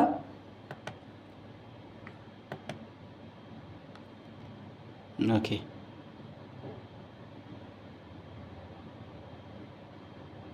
ትንሽ እየዘገየብን ስለሆነ ዳውንሎድ ማድረግ ይችላል። ከዛ ለዚህ ምላሽ የሚያስፈልግ ከሆነ ምላሽ የሚሰጥባቸውን እቺ የፕላስ ምልክትን ተጭኖ እዚህ ውስጥ ያስገባዋል ማለት ነው። እዚህ ውስጥ ካስገባ በኋላ አሁን ምላሽ ሲሰጥ ሁሌም ቢሆን የሰፕላየሩ ስም፣ አድራሻ ምናምን መጠቀስ የለበትም። ስለዚህ አጀስት ያደርገዋል ማለት ነው። ጥያቄውን እሱ በሚፈልገው መልኩ አጀስትመንት ይሰራል። ስለዚህ it was requested that ብሎ የተጠየቁትን ጥያቄዎች አንደኛ ይሄ ተጠይቆ ነበር፣ ሁለተኛ እንደዚህ ተብሎ ነበር እያለ ጥያቄዎቹን ሊስት ካደረገ በኋላ ሪስፖንሱም ላይ በተመሳሳይ መልኩ ሪስፖንስ ቱ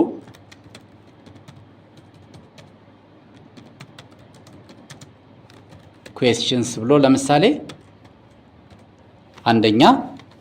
ለአንደኛው ጥያቄ ምላሽ ለምሳሌ ስቲክ ቱ ዘ ቢዲንግ ዶክመንት ሊል ይችላል።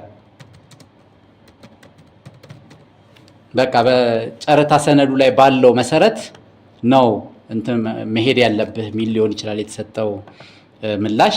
ሌላኛው ደግሞ ሪፈር ዘ አሜንድመንት አሜንድ ሊደረግ ስለሚችል ማለት ነው። አሜንድመንትም የሚሰራው በዚህ በሶሊሲቴሽን ፔሪድ ስለሆነ አሜንድ ተደርጓል። ስለዚህ አሜንድመንቱን ሪፈር አድርግ ሊሆን ይችላል ምላሹ። ለሶስተኛው ጥያቄ ደግሞ ክላሪፊኬሽን ሊሰጥ ይችላል። ዲቴል የሆነ ክላሪፊኬሽን ሊሰጥ ይችላል ማለት ነው። እና እነዚህን ስራዎች ሰርቶ ከጨረሰ በኋላ ሰሚት ያደርገዋል። አሁን ልክ ሰሚት ሲለው በተጫራቹም ሳይድ እቺ ክላሪፊኬሽን ትታያለች። ሪስፖንሱን እዚህ ጋር ማየት ይችላል ማለት ነው። ይሄው እንደምትመለከቱት ኢት ዋዝ ሪኩዌስትድ ዛት የሆነ የተጠየቁትን ጥያቄዎች ዘረዘረ። ከዛም በኋላ ሪስፖንሶቹን ደግሞ አንደኛ፣ ሁለተኛ፣ ሶስተኛ ብለን ያስቀመጥናቸውን ሪስፖንሶችም በዚህ መልኩ አስቀመጠለት ማለት ነው። ስለዚህ ክላሪፊኬሽን በዚህ መልክ የሚሰራ ይሆናል። ሌላኛው አሜንድመንት ነው። አሜንድመንትን በተመለከተ ጨረታው አየር ላይ በዋለበት ሰዓት ዲስከቨር ያደረግነው ከተጫራቾቹ ክላሪፊኬሽን ተነስተን ሊሆን ይችላል። ወይም ደግሞ በኋላ ላይ የጨረታ ሰነዱን ስንመለከት የማያስኬዱ ነገሮችን አይተን ከሆነ አሜንድመንት መጀመሪያ የሚጀመረው በሲኒየር ፕሮኪውርመንት ኦፊሰሩ አማካይነት ነው። ሲኒየር ፕሮኪውርመንት ኦፊሰሩ አሜንድመንት ሪኩዌስት ይጠይቃል። እንግዲህ መጀመሪያ የአሜንድመንት ወርክ ፍሎ ግን መሰራት መቻል ይኖርበታል። አሜንድመንት ወርክ ፍሎ እዚህ ጋር እንደምንመለከተው አሜንድመንት ሲጠየቅ ማን ነው የሚያጸድቀው የሚለውን ማየት ይኖርብናል። አብዛኛው ጊዜ የግዢ ክፍል ኃላፊው ነው እንትን የሚለው ወይም ደግሞ የተቋሙ የበላይ ኃላፊም ከሆነ ሄድ ኦፍ ፕሮኪውሪንግ ኢንቲቲን መምረጥ እንችላለን ማለት ነው። እዚህ ውስጥ የሱን ስም ማካተት እንችላለን። ግን በዚሁ በሲኒየር ፕሮኪውርመንት በፕሮኪውርመንት ዩኒት ሄዱ የሚያልቅ ከሆነ ግን ፕሮኪውርመንት ዩኒት ሄድ የሚለውን ብቻ አስቀምጠን እንሄዳለን። ኢንዶርሲንግ ኮሚቴም ደግሞ አሜንድመንት አሜንድመንት ይደረግ ነው እንጂ የተዘጋጀውን ለውጥ ማጽደቅ ላይ አይደለም። እዚህ ጋር አሁን እንትን እያልን ያለው እሱ ፕሪፓሬሽን ላይ ነው። ግን አሜንድመንት የተጠየቀውን አሜንድመንት በማን ይጽደቅ? አሜንድመንት ሪኩዌስቱን ያንን ነው እንትን የምንለው። ስለዚህ ፕሮኪውርመንት ዩኒት ሄድ በቂ ነው ብለን የምናስብ ከሆነ ያንን እንትን እንላለን። ከዛ ሲኒየር ፕሮኪውርመንት ኦፊሰሩ አሜንድመንትስ የምትለው ውስጥ ይገባል። አሜንድመንት ውስጥ ከገባ በኋላ ይከፍተዋል ያንን ጨረታ።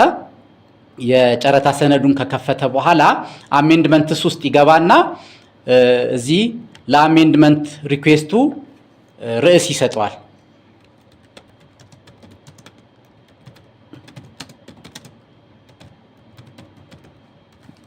ለአሜንድመንቱ ለምንድን ነው ያስፈልገው? ምን ላይ ነው? ለምሳሌ ኳንቲቲ ላይ ሊሆን ይችላል፣ ወይም ደግሞ ስፔሲፊኬሽን ኒድስ አጀስትመንት ሊሆን ይችላል የሚል ይፈቀድልኝ ደብዳቤ አስገባ ማለት ነው። አሜንድመንት ይፈቀድልኝ አለ። ከዛ ይሄንን ሰሚት ያደርገዋል። ሰሚት ማድረግ ይኖርበታል። ኦኬ ያልያዘልንም ኦኬ ይዞልናል ይሄውና። ስለዚህ ሰሚት ያደርገዋል። ወደ ግዢ ክፍል ኃላፊው ሄደ። ስለዚህ አሜንድመንት ሪኩዌስቱን ከተመለከተ በኋላ የግዢ ክፍል ኃላፊው ይህንን አሜንድመንት ሪኩዌስት አይቶ ሊፈቅድ ወይንም ደግሞ ላይፈቅድ ይችላል። አሳማኝ ምክንያት ካገኘ ላይፈቅድ ይችላል። ይሄው አሜንድመንት ሪኩዌስቱ መጣ። እቺ ዴቷ ያው ዞሮ ዞሮ ልክ አፕሩቫል ከተሰጠ በኋላ ትክክለኛ ዴቱን ይዛል። አሜንድመንት ሪኩዌስት ዴቱ ዲሴምበር 31 ነው። ስለዚህ ሪኩዌስት የተደረገው ደግሞ በዚህ ባለሙያ ነው። ስለዚህ አፕሩቫል ላይ መጥቶ ሁለት ዲሲሽን ሊሰጥ ይችላል። ከሁለት አንዱን ማለት ነው። ተፈቅዷል ሊል ይችላል፣ አፕሩቭ ያደርገዋል። እንደዛ ከሆነ አፕሩቭ ከተደረገ እንግዲህ ምንድን ነው የሚሆነው? ተጫራቾቹ ይሄንን አሜንድመንት እስኪያዩ ድረስ የነባሩ ነው እንትን የሚለው ማለት ነው የሚቀጥለው። ስለዚህ ቴክኒካል ኤክስፐርት ቲም ሊደሩ ጋር ስንሄድ ቅድም ፐብሊሽ አድርገነው ነበር። አሁን ግን ስታተሱን ስንመለከት አሜንድመንት ላይ ነው። ስታተሱ አሜንድመንት ነው የሚለው። ከዛ ውጪ እዚህ ጋር እንደምትመለከቱት ሰሚት ቱ ሪቪዥን የምትለው መጣች። ገና አሁን ወደ ሪቪዥን ይሄዳል ማለት ነው። ወደ ፕሪፓሬሽን ተመልሷል።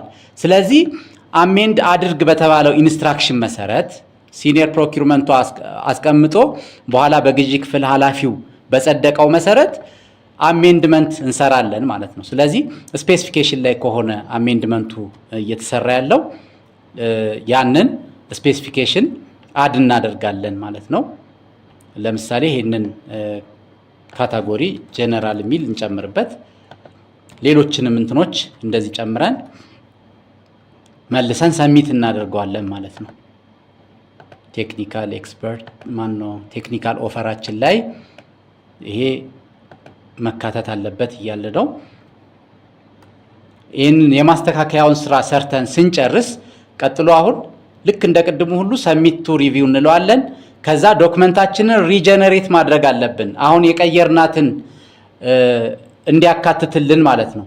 አሜንድ የተደረገውን ነገር ለማየት ደግሞ ሰዎች እዚች ጋር ነው የሚገቡት። አሜንድመንት ሪኩዌስት ነበረ፣ እዚች ጋር አሜንድመንት ምትላለች። ስለዚህ አሜንድመንቱ ምንድነው ምን ተጠይቆ ነው እንትን ያለው የሚለውን ነገር እናያለን። ስለዚህ እዚህ ጋር መጥተው ማየት ይችላሉ። ዶክመንታችንን ሪጀነሬት አድርገናል። ሪጀነሬት ካረግነው በኋላ አሁን ሰሚት ማድረግ ይገባናል ማለት ነው። ስለዚህ ልክ ይሄንን ጨርሰን ሪቪዥን እንትን ካልነው በኋላ ቀጥሎ ወደ ቲም ሊደሮች ወደ ሌሎቹ ቲም ይሄዳል። ቲሞቹም ደግሞ እንደዚሁ በተመሳሳይ መልኩ ቴክኒካል ኤክስፐርቶቹ ይሄንን አሜንድመንት እንትን ይሉልናል፣ አፕሩቭ ያደርጉልናል ማለት ነው። ኦኬ